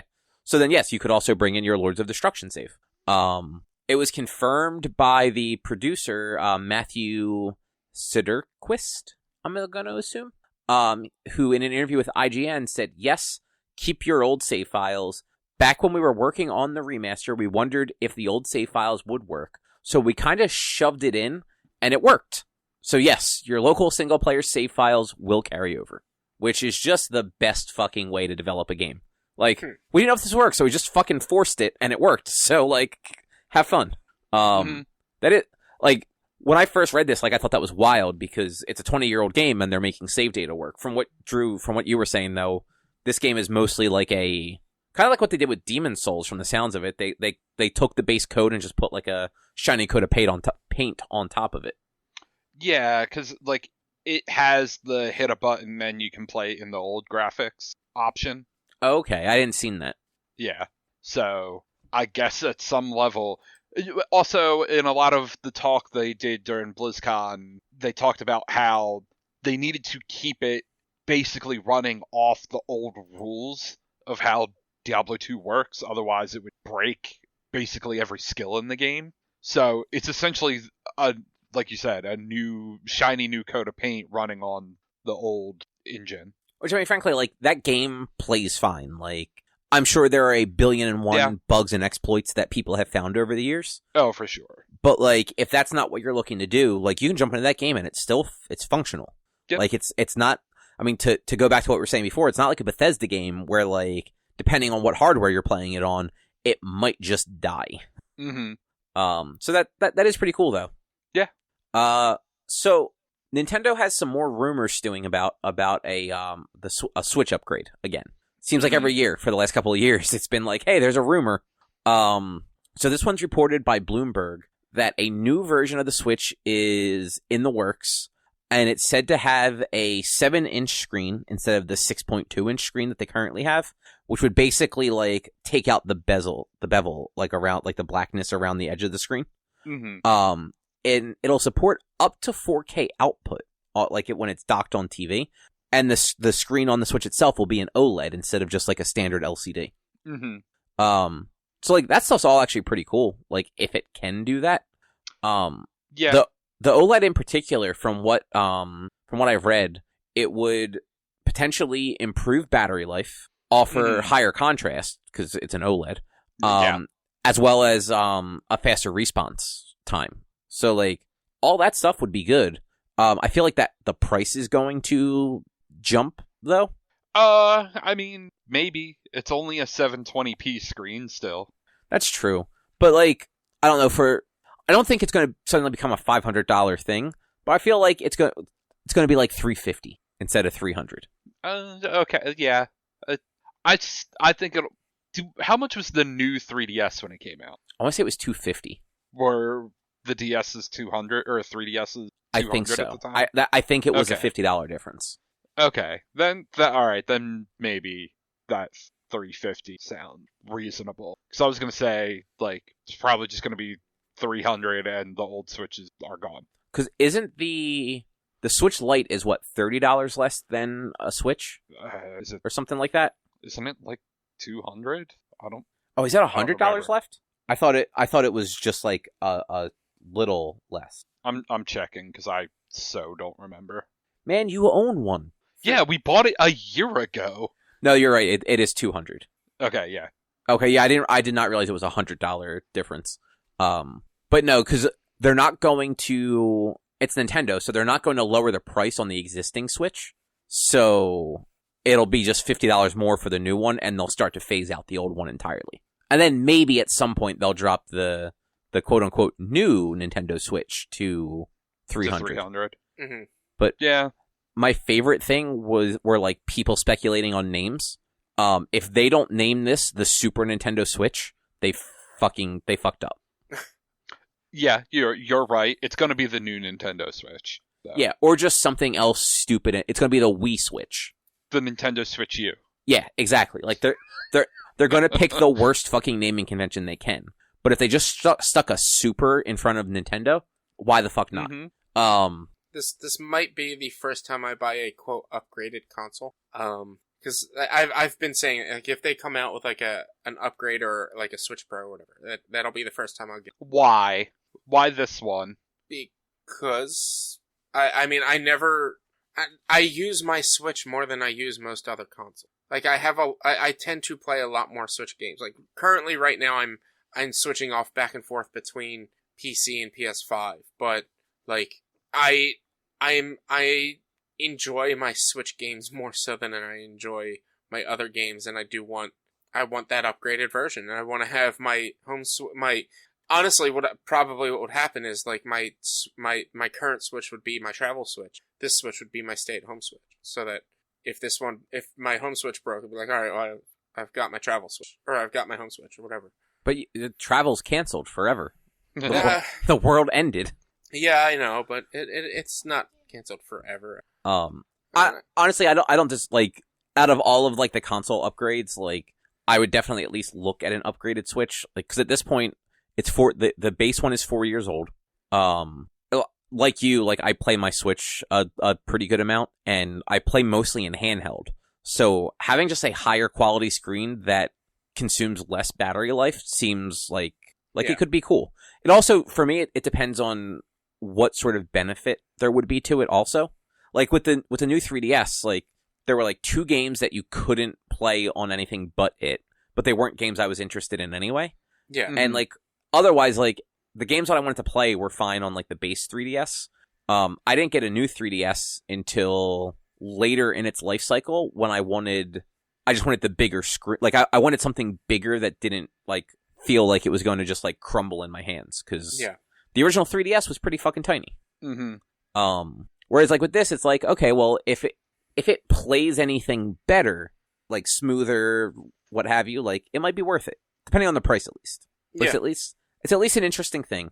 The reports that go along with this are saying that the OLED panels are projected for production as early as June, with a target of under 1 million units that would then get shipped back to Japan to be assembled, I guess, wherever Nintendo assembles their Switches. Yeah. So like we could potentially see these on the market as early as say like September, October, which would be like a, you know, like a holiday release basically. Yeah. So, though only 1 million, like, yeah, that seems odd.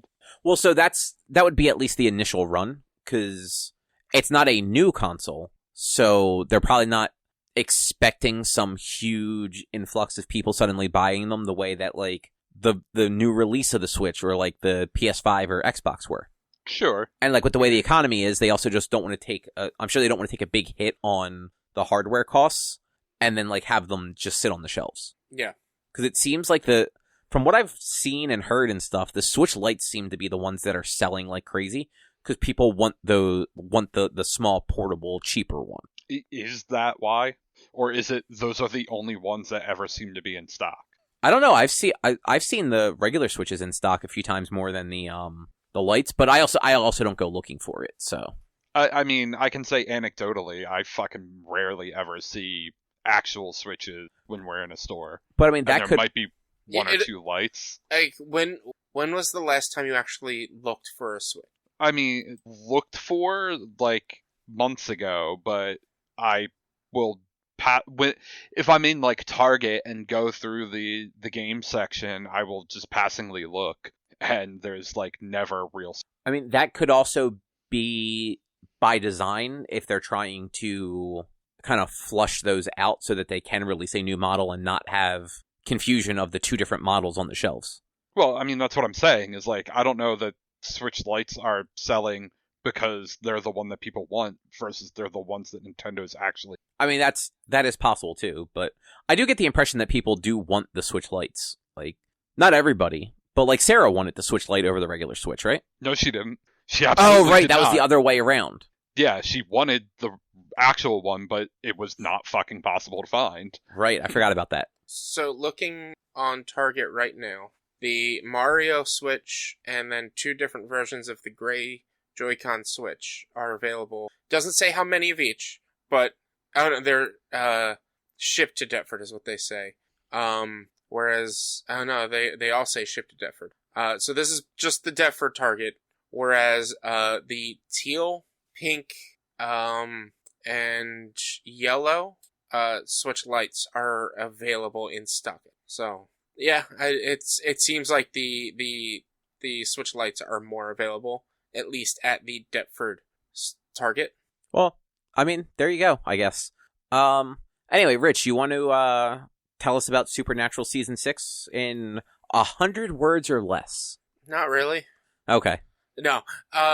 It wasn't as good as Season 5. Like, Season 5 was so good, and then Season 6 was just, like, remember when, Cobb, you'll probably remember this more, because I don't think you watched Heroes? Nope. Yeah, so Cobb, you'll probably remember this. Remember how, like, Heroes tried to do what comic books did and change writers every, like, couple of episodes? And so, like, I think this was, like, the final season. Like, a lot of the storylines just felt disjointed because, like, all the writers just wrote their own stories. Yeah, I mean, to be fair, like, that is how television works. They just did a bad job of it in that last season. That's kind of how this season felt. Was, like, there was not really an overarching villain or sense of story throughout the entire season. It was like the first third of the season or first quarter of the season was dealing with Sam not having a soul, and then finding out how to get Sam his soul back, and then finding out who Eve was, and finding Eve and stopping Eve, and then finding out it's just like it had so many different storylines that really didn't make sense. And frankly, they weren't that good, and it all ended with, spoiler alert, for a episode that was 9 seasons ago, or for a season that was 9 seasons ago, it ended with Castiel becoming the new god, which to me was just like the dumbest storyline I could ever think of in a series. And like, Castiel's a great character, and the fact that they're going to kill him off, I'm like, you know what, that's fine. Because, like, he served his purpose when they were dealing with demons and angels, and now he's no longer needs to be around. So they're going to try to find a way to kill him off next season or something. I don't know. This season just didn't really feel right. They ended season 5 so well. Like, there was like 1 or 2 episodes that were like comedic enough and memorable enough. Like, it was really only one episode this season, and it was the one where like they were sent to an alternate reality, which is our world, and they lived like, but it was like an offshoot of our world. Obviously, it wasn't actually our world, but like they were basically thrown out of their world into a pseudo real world that doesn't have magic, and they are Jensen Ackles and Jared Padalecki playing Sam and Dean, acting in Supernatural. Oh, that's weird.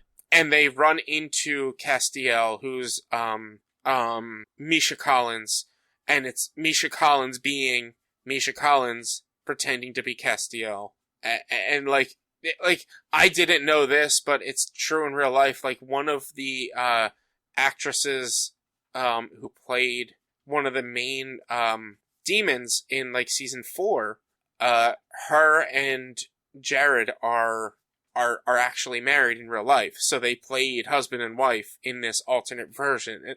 It was a funny, stupid, silly episode. But like, it wasn't even the 100th episode.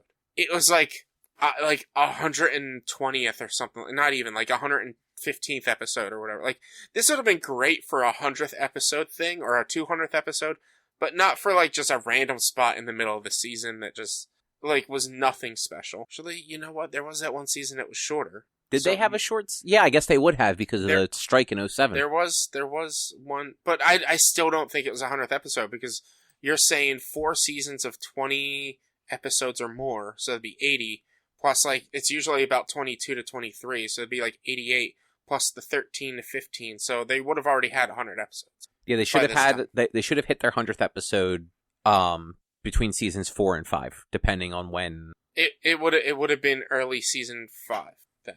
At some point, season 5 is when they would have hit it. Because with a 22 episode season, it takes 4.54 seasons to get to 100. Let's see what the 100th episode. Well, keep talking about it. I'll look up what the 100th episode was. But yeah, it was just, I don't know. It wasn't that. The season just wasn't that good. Like, the way they ended it. The way they ended it in season 5 was just a perfect ending. And then just for them to just randomly bring Sam back when he shouldn't have been brought back, and just like all of the storylines just didn't feel connected, and was just like rushed. Not really rushed, but lazy. Which, season 6 for a show like that, I feel like that's not that like crazy. Yeah. And it looks like the 100th episode was Point of No Return, which was the 18th episode of season 5. Before Dean can go to say yes to Michael, Sam and Castile capture him and lock him in Bobby's panic room. I honestly don't even remember that episode. I'm trying to read the synopsis because I did find it eventually. But yeah, so have you started season 7 yet, or are you taking a break for a little while? I'm gonna take a break because from what I hear, like these mid-seasons, or these mid-seasons, like 6, 7, 8, 9, they weren't that great. So like, I actually started watching, there's an anime series on Netflix called Pacific Rim Into the Black. I've heard of that. It just launched. I watched the first episode yesterday. It was interesting. But I haven't watched enough of it to really talk about on here. So I want to watch that, and then I think there's a handful of HBO Max series that I want to watch. I want to watch The Boys, which I haven't watched yet. And then also, like, Monster Hunter comes out in a couple of weeks, and then I'm probably getting Outriders as well, which comes out the week after that. So I might be taking some time off of watching Supernatural just to, like, get this, like, mediocre taste of the show out of my mouth. Just to then roll in and get another mediocre taste. Yeah. Just to, like, it's more of a, like, it's been a while since I watched season 5. Let's see if, like, it's mediocre because it's mediocre, or if it's mediocre because I had high expectations because of season 5. Yeah. Well, speaking of mediocre, apparently the Snyder Cut got an accidental early premiere. Did you guys see any of this? I saw someone mention it. Yeah. Or was it you mentioned it in the group? Yeah. You mentioned it to us. Yeah, so people were trying to watch Tom and Jerry the other day, and the 4-hour version of Justice League started playing instead. I wonder how many people actually got to watch it. So, because HBO released a statement to IGN saying Zack Snyder's Justice League was temporarily available on HBO, and the error was addressed within minutes. So I don't know if that means that, like, anyone watching it, like, stopped playing for them, or if they had it playing, if it would have just played through. Yeah, I don't know how the streaming services do that, because, like, I saw a video of somebody watching The Office as midnight hit, December 31st to January 1st, and, like, it just cut and ran credits midway through an episode. Oh, that's weird. So, like, it just, it like, cut the scene and ran credits and ended. So, like, I don't know. I'm wondering, like, did they start to watch it and it just cut it off and say, the media is unavailable? Or, like, were they able to watch all 4 hours if they didn't exit out of it? Yeah. Which I feel like a lot of people probably, like, it happened and they backed out not realizing what was going on. Yeah. Mhm. It makes you wonder, though. Do you think this was a marketing ploy to drum up more, like, social media buzz? Or it could be an honest mistake. Or it could be somebody, like, fucking around that from, like, the programming side of it. I think it was. I don't think this was a marketing ploy, because for them to pick of all, like, I know Tom and Jerry's brand new on the service, but, like, Tom and Jerry, that has been out for a week and a half now. How many people are actually watching Tom and Jerry? Also, the Snyder Cut's R-rated, and that's a PG movie. Yeah. That's I don't think they would have done that on purpose. It's But, somebody like, how probably. do you fuck that up? Yeah, that's the weird fucking thing. How does that mix-up happen? That it hits a different... Like, 10 days Film. early. It hits a different fucking item in their database 10 days before it's even supposed to be available. Yeah. Like, that's not just like a, oops, like, it got wonky. That's like somebody was in the back end doing something and fucked up. And whether they did it actually by mistake or intentionally, I have a feeling that person doesn't have a job anymore if they were able to figure out who it was. Mm-hmm. It's Maybe, like, I don't know. It's the same thing like whoever's idea was at Burger King to tweet out women belong in the kitchen on National Women's Day. Oh, The person in charge of their social media team no longer has a job. Oh, yeah, no, that person was fired. Yeah, that was, like, I understand, like, I've not read up, but, like, I've watched news stories about, like what Burger King was doing there, and, like, I understand what they were trying to do. It was well intentioned, but like, no. you should have known, like, I don't even think the initial tweet had the ellipses in it. It just said No, women, there were no ellipses at all. which, like, if there was an ellipsis, then that would have been, like, it's not fine, but it would have been better. But, or, like, you can't do that on, even with the ellipsis, like, you can't do that on like, Twitter. Or you do the No. ellipsis and write a thread next to it. Like, you write a thread, because there's more to say. Especially when it's like, oh, well, we're doing this, scholarship program. The best part about that, well, not the best, the worst part about that, they took out an ad for that same kind of, like, women deserve to be in the kitchen, or women should be in the kitchen if they choose so, or whatever, blah, blah, blah. Like, they took out an ad in the New York Times, which is, according to Philip DeFranco, runs about $250,000 to $300,000 per full page ad. That sounds about right. But their scholarship, they're only giving away to 2 women who apply for it for $25,000 apiece. That So also sounds about right. They had to spend all their budget on the fucking ad. Yeah, their scholarship program that they're doing for women to, like, express themselves in the culinary fields, because there is not a lot of representation from women in the culinary fields. Like, you would. I'm not going to say what I was about to say, but, like, it is a lot more. There's a lot more men working in that field, so, like, they're like, they have well intentions, but, like, if you want to do the scholarship, why not spend $50,000 on an ad and give $250,000, $300,000 away to these people? Like, Well, while I agree with your sentiment, where are you getting a $50,000 ad? Period. That people will see. Maybe then don't advertise it and only advertise it to the people that you work for, which is what this program is for, and not spend any of that advertising money and have the people who get it. So now you actually get $350,000 instead of $300,000 to give this money away to, and then the people can be like, oh, I got the Burger King scholarship and blah, blah, blah. And then that, gets more people to want to work for Burger King, especially if they want to work in culinary fields, to try to get this women's Let's be real, though. Scholarship. Let's be real. Burger King doesn't give a fuck about sending people to college. They just care about somebody coming into their store to order a Whopper, and good publicity that costs them $250,000 is all they need. And frankly, like, the word of mouth is not the sort of publicity they're looking for. Obviously, this whole campaign backfired on them, but like, if they could have not given out the scholarships and still had some sort of like thing like that, they would have done that. Mm-hmm. But, and I guess actually after the scholarships and all, it's more like $500,000. But still, like, they don't actually give a fuck about people. Like, they just want you to order a Whopper and fries. That's it. Yeah, I know. And frankly, like, their burgers are shit anyway. I haven't had a Burger King burger in so long. Oh, me either. Probably the last time I had a burger from Burger King was like after going to a show at the TLA and hitting the one at the corner of 8th and Market before getting back on the subway. That sounds about right. Anytime I went to Burger King was for breakfast, because their breakfast was the bee's knees. Yeah, I'd rather have like a Chick-fil-A breakfast. This was like before I really knew how much I liked Chick-fil-A. And when I could actually have, like, gluten and stuff, and so I was, like, all about Burger King breakfast. I think you said before, Chick-fil-A does, like, a gluten-free bun, so you can get, like, their grilled sandwiches, right? Yeah, they have a gluten-free bun and stuff. And do they have anything breakfast you can get, though? They have a burrito bowl. So they have the breakfast burrito that you can get without the wrap. You can get it in a bowl. Okay. Yeah, so it's the only place besides Wawa I can go to for breakfast. Oh, that sucks. Yeah. Yeah. Hey everybody, quick post-recording note here. I'm about to say that we're going to try and keep it spoiler-free. We don't do a great job of that.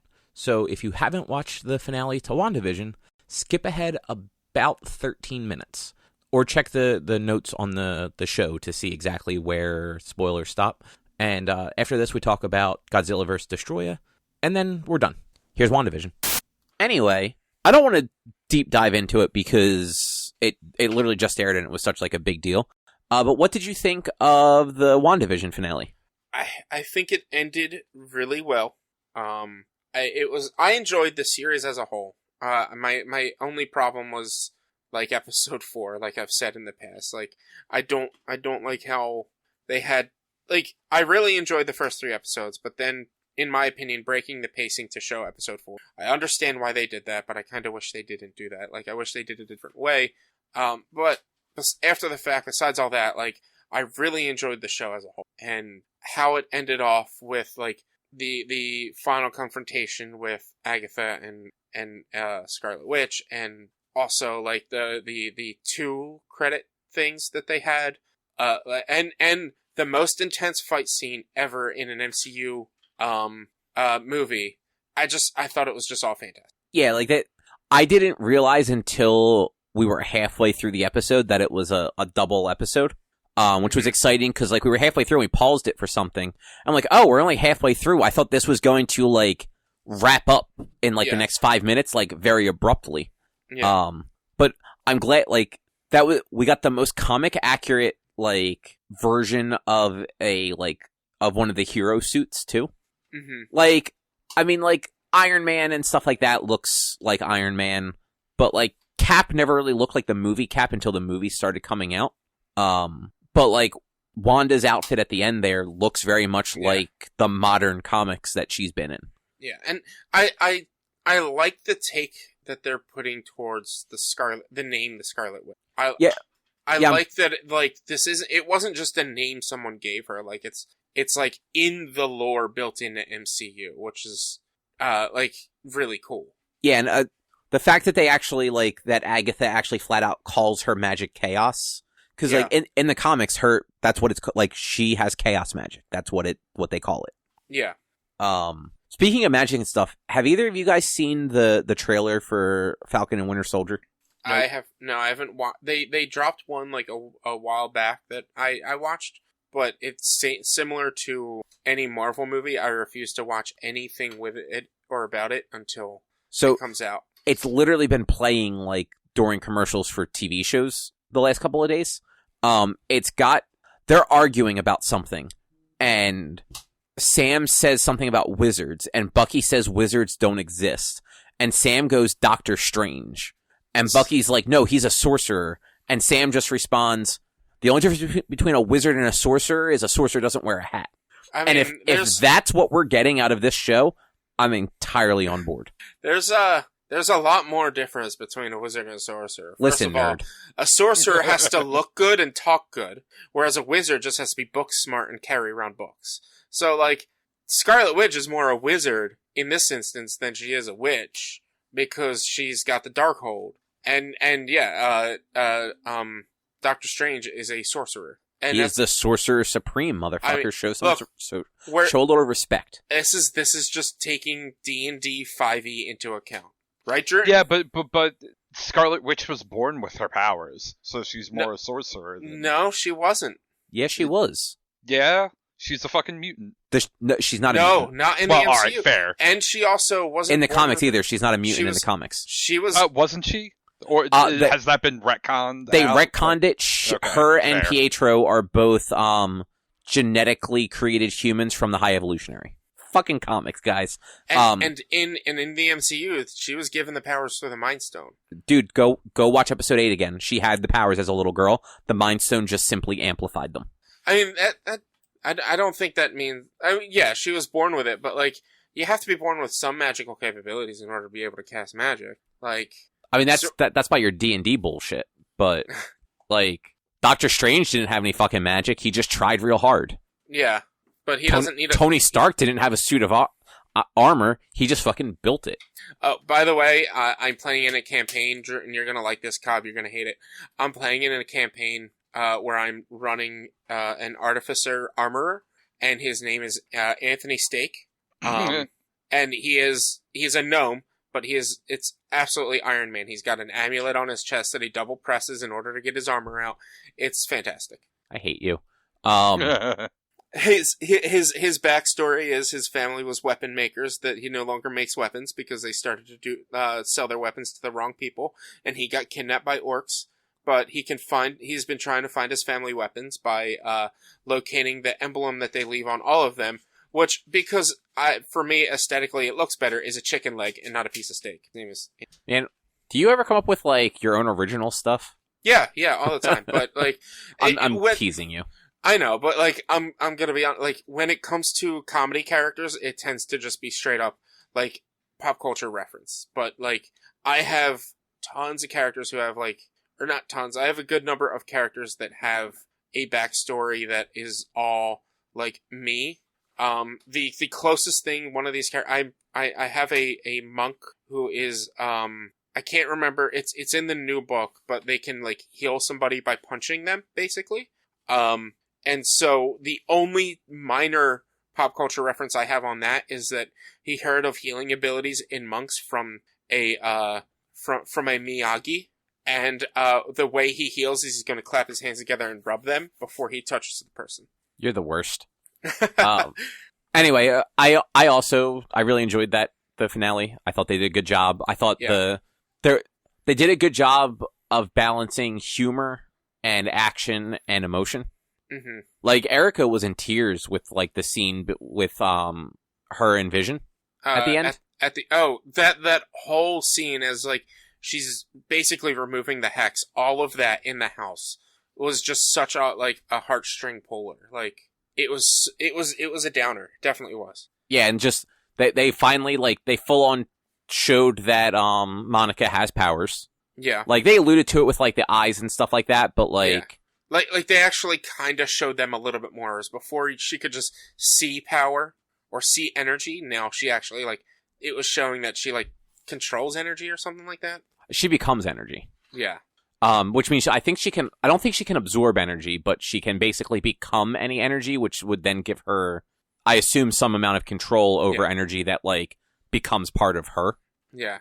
I hope, and this is going to be a weird thing to say, but, like, I hope she still has her powers even after the hex is gone.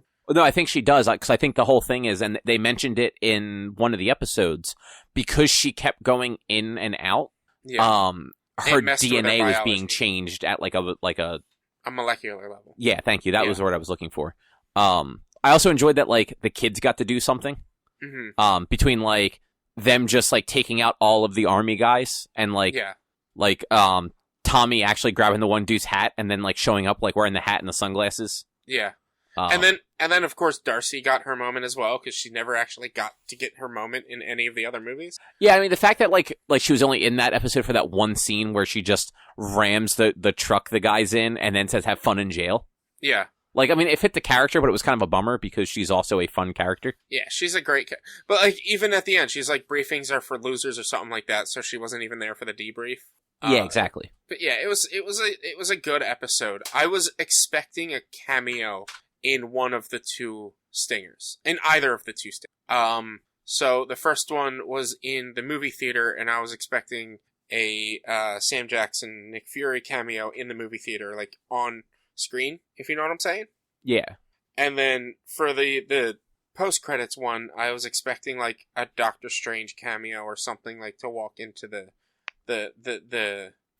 cabin or something. Well, so I think with the cabin, it was more to show that like Wanda was actually getting full control of her powers. Yeah, and like actually learning her powers. She was reading the Darkhold. Yeah, like, in her astral form, while her body was just like making cups of tea and enjoying the the nice weather. And I'm assuming that that location was supposed to be Mount Wundagore, which is like where she is from in the comics. Yeah, a lot of people are saying that was supposed to. And then you also hear the kids screaming in that last scene. So like maybe they're not. And I mean like they were brought back in the comics as like real people. So like they might be like looking to do that, especially like if they do that and age them up the way they've aged up like basically everyone else. Well, by everybody else, I mean, Scott Lang's daughter. They can actually do like a Young Avengers at some point now that they're also bringing in, Kate. Yeah. And Kamala. Kamala was never a Young Avenger. But, I mean, they don't have to stick to that. Like, she could be a Young Avenger. Like, I mean, she could, but they're not doing an Inhumans movie unless I wonder what they're gonna do about Inhumans. Like, I mean, they own the rights. Whether or not they make Kamala an Inhuman, I guess we don't know yet. But Kamala was also never really a part of the Inhumans either. Yeah, like the thing is, she is an Inhuman. Like that's her backstory. Yeah, so, but like it never really like she appeared a couple times in Inhuman books or like in her books, like Lockjaw, the dog would show up occasionally, but like that was never like a big part of her story. Whereas like the Young Avengers were mostly like the next generation of Avengers. Like they weren't necessarily always like the children of like a hero, but they were like the protege or what have you. Like you have Kate's Hawkeye, Cassie Lang is like a size changer, Billy and Tommy are your magic and your speed. Yeah. So yeah, but also you got to remember Nick Fury couldn't be in that last scene. He's in space right now. Well, no, I'm saying I thought he was going to be on screen though. Oh, okay. Right? I misunderstood what you meant. Like the whole time, it's like we have somebody who wants to see you, and then they turn into a Skrull or whatever. But like, I wasn't expecting them to turn into a Skrull. But even after, I was like, "Oh, Nick Fury's gonna pop up on screen. Nick Fury's gonna pop up on screen." No, like the whole time, I was like, "Nick Fury's gonna pop up." Then they turned to Skrull, and they're like, "Still, Nick Fury's gonna pop up," and he just never did. Yeah, and so that's probably tying into both Captain Marvel 2 and not Secret Wars. What is the thing called? The Secret Invasion. Yeah. Because I know Secret Invasion is Nick Fury led, and I'm assuming the Skrulls will be involved because that's like it involved the original comic book involved them invading Earth. Yeah. And then Captain Marvel 2, like we know that's happening, and it makes a lot of sense for Monica to be in that movie. Like why wouldn't she be? Like why introduce that character in this show and give her powers if she's not going to be in Captain Marvel 2? Yeah, sure. Anyway, how was Godzilla versus Destroya? It was intense. It was a little ridiculous. The movie starts out with an island on fire. This is the last one of this era, right? This is the final one of the era, and it like wraps everything up from 1954 to here. Like 1954 is the first one in this series, and then the second one is 85. And it wraps everything up, and essentially at the end, Godzilla dies, but then baby Godzilla absorbs the radiation from Godzilla dying and then becomes the new Godzilla. Like you see a Godzilla in smoke after Godzilla blows up. So and honestly, that death was kind of heartbreaking watching Godzilla blow up like that. Like, it was kind of sad. It was, but it was strange because the movie starts out with the island from the last, was it the last movie? Yeah, it would be the island from Godzilla vs. Space Godzilla, Birth Island. It starts out with it just like exploded, and it turns out like volcano erupted, and like and like underground radiation blew up, and it caused both Godzilla and baby Godzilla to be over irradiated and start to like for Godzilla, he started to melt down, and like he was constantly on fire. Basically, he was just glowing red, and baby Godzilla had like kind of evolved into like like a more modern looking Godzilla, and like this is only like a year apart from the previous one, and it grew so much more. That's what radiation does to you. Yeah, it makes you grow faster. So then, it was kind of two different stories going on, whereas one, they're tracking Godzilla and trying to figure out what's going on with him, and basically saying that, like, if he melts down and like, explodes, he will destroy the planet from this explosion. So they needed to find a way to keep him from melting down and to keep him from, like, going full nuclear. All the while, they ended up, for some reason, testing the soil near where the oxygen destroyer was, which, like, kind of irradiated, somehow, microorganisms that then started to grow at an exponential rate after being, exposed to, what they call it, micro-oxygen, I think? Which was, like... That sounds fake. Or, like, it was, like, it's either, like, super oxygen or micro-oxygen or something, but it's, like, it's a more condensed and like, powerful kind of oxygen that is supposed to help plant life and animal life grow bigger, so that, like, basically the idea in the movie, at least, was, or like, use it on, like, fish and like, aqua life to make them grow bigger, so that you have to catch less of them to actually sell them, and, like, it's for food safety, food purposes and stuff like that. Which, like, although this is fake, this is, like, a noble cause. But they ended up getting exposed to the micro-oxygen, which caused them to grow bigger, which, eventually, like, there was several of these things that, like, just held up in a building, that, like, the special ops tried fighting them off, and they found out that, like, freezing them helped, and, like, they were able to fight them off until at one point they all just combined into one, like, large organism, which was, like, the destroyer that you know. They called it Destroyer because they were calling it the Oxygen Destroyer, because That's dumb. They were formed from the Oxygen Destroyer from the original.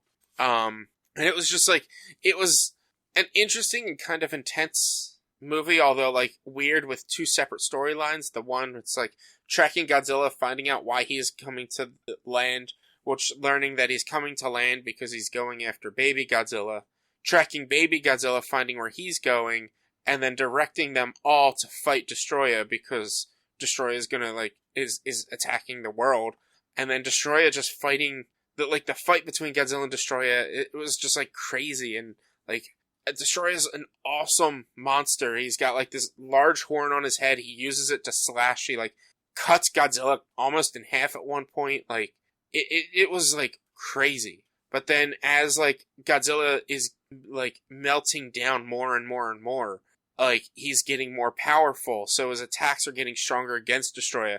But at one point, he's literally melting. And so his, like, back plates and stuff are starting to melt down, and, like, his like, body is starting to melt down, but he's still fighting Destroyer. He eventually defeats it, but Destroyer had, like, killed somehow baby Godzilla. And so Godzilla goes over and is, like, just upset for the death of baby Godzilla. As he's melting down, then the humans start attacking Godzilla to keep it from melting down and exploding too much to where he would destroy the planet. And they were able to, like, bring him down just enough to where he wouldn't destroy the planet, but still melt down and blow up. And at the very end, you see through the fog after he blows up, a new Godzilla standing, like where he was. And it's believed to be baby Godzilla absorbed that power and became the new Godzilla, but then it just cuts there. And credits roll. And then do you know? So do you know if on the next, if the next era of movies, if it kind of picks up from there? It does not. I have read a little bit, and the next era of movies, the initial movie is 1954's Godzilla. Wait, So seriously? It is straight up another reboot. I'd have to look it up again. How much time was between the two movies? What do you mean? Like, was it a big? It couldn't have been a big gap because it's like 99 is the next one, and you're somewhere in like 95, 96 right now, right? Yeah. So the jump between was I believe, let's see. It's 95 was Godzilla vs. Destroyer, and 99 is Godzilla Millennium. Yes, it's only 4 years. Yeah. So they reboot it in 4. I mean, look, they rebooted Spider-Man like 5 times in 3 years. So they technically reboot it twice, but they really only reboot it because the rights were sold over for 98's Godzilla, and then like rebooted it again because Toho wanted to make their own Godzilla again. So according to the Godzilla 2000 wiki, so Toho's second reboot of Godzilla franchise after 1984 is The Return of Godzilla. Along with the subsequent Godzilla films in the franchise's Millennium era, ignores continuity established by any previous film, with the sole exception of a 1954 film. So there is 45 years between 54's Godzilla and Godzilla 2000, which comes out in 1999. Of course. Yeah. And it like I don't want to read too far into the storyline or anything. But yeah. And so your next movie though is going to be 98, and then you're going to jump up to the modern Hollywood ones. Yeah, so it's going to be 98 this week. Hopefully I don't have to pay for it. You probably do. And I'll probably also maybe this week, because I'm going to need to get the taste of 98 out of my mouth, watch Kong Skull Island as well, because I'm going to watch them in timeline order or chronological order, which Skull Island takes place in the 80s, 70s, because during Vietnam, right? It's either late 60s or early 70s. Yeah, it's 70s. So yeah, that's I really enjoyed Godzilla vs. Destroyer. I was looking forward to it. I'd never seen this one before. Never seen anything of it. Destroyer is probably Godzilla's biggest, like, most powerful foe, but it's only ever been used once. Which is kind of weird. Yeah, I mean, he was made through such, like, specific guidelines that, like, obviously, like, I'm not going to say it makes sense why he wasn't introduced in the original series, but, like, after having been introduced in Godzilla vs. Destroyer, it's kind of a shock that he's not in any of the subsequent ones. Like, Godzilla Final Wars has him up against so many, like, all of his classic monsters, including 98's Godzilla, but doesn't have Destroyer. It even includes, like, Ebirah, Hedorah and Ebirah, which Ebirah was the worst monster in my opinion. Even though it wasn't the worst movie, it was the worst monster in my opinion. But, like, not even in, like, the Netflix series do they reference, it seems, Destroyer at all. Oh. Huh. Yeah. Yeah, it's weird. I just looked too. It looks like you can get a trial of Stars to watch 98. Otherwise, you have to pay for it. Damn it. But just get a trial to Stars. I think you can get it right through your Amazon account. I'll probably just end up renting it for $3.99. I was gonna say it looks like it's on Prime Video too, but I don't know if that's. It's with a Stars subscription. Yeah. Oh, okay. Or at least that's what Just Watch is telling me. I mean, when I googled streaming, it shows Amazon Prime Video there. Well, because Prime Video does the whole thing where, like, you watch it directly through Prime, but you need, like, the other things to do it. I'm trying to actually open up Prime, but I don't. They have do the this app on my stupid phone. shit where they play like an ad up front. Of course. Yeah, so you can rent or buy it, but, like, as soon as you go to the screen in the app for it, the first option is just start a subscription for Stars, and you get a trial for it, I believe. Okay. And then, or you can rent it for $4. Yeah, it's with a Star subscription. But, like, I mean, you just do the trial up front, and then you don't have to pay for it. According to Google, or Bing actually, it's on Netflix. It might be on Netflix in a different country. Checking. I'm seeing one thing that said it went up on Netflix 2 years ago, so Yeah, it doesn't look like it's on Netflix anymore. There. Yeah, it's probably not now. The 3 cartoon Godzillas and another, maybe cartoon Godzilla are the only things on Netflix. Yeah, there's a Godzilla anime being released soon. Yeah. But that is probably the show, I'm gonna wager. Yeah. It seems like it. All right. Well, if you'd like to find more of our content, you can head over to www.one-quest.com. You can also help us out by supporting us at patreon.com/onequest. If you can't support us there with your dollars, you can head over to your favorite podcast platform, rate us, review us, subscribe to us. Those things help a whole bunch. We're on Spotify, Apple Podcasts, Google Podcasts, Amazon Music, Stitcher, all those places. You can find us on social media, facebook.com/onequestonline or at @1_quest on Instagram and Twitter. Our YouTube channel is youtube.com/onequestvideo. And you can always send us an email to social@one-quest.com. Otherwise, we'll be back next week with something else to talk about. Thanks for listening. Bye. Bye. Bye.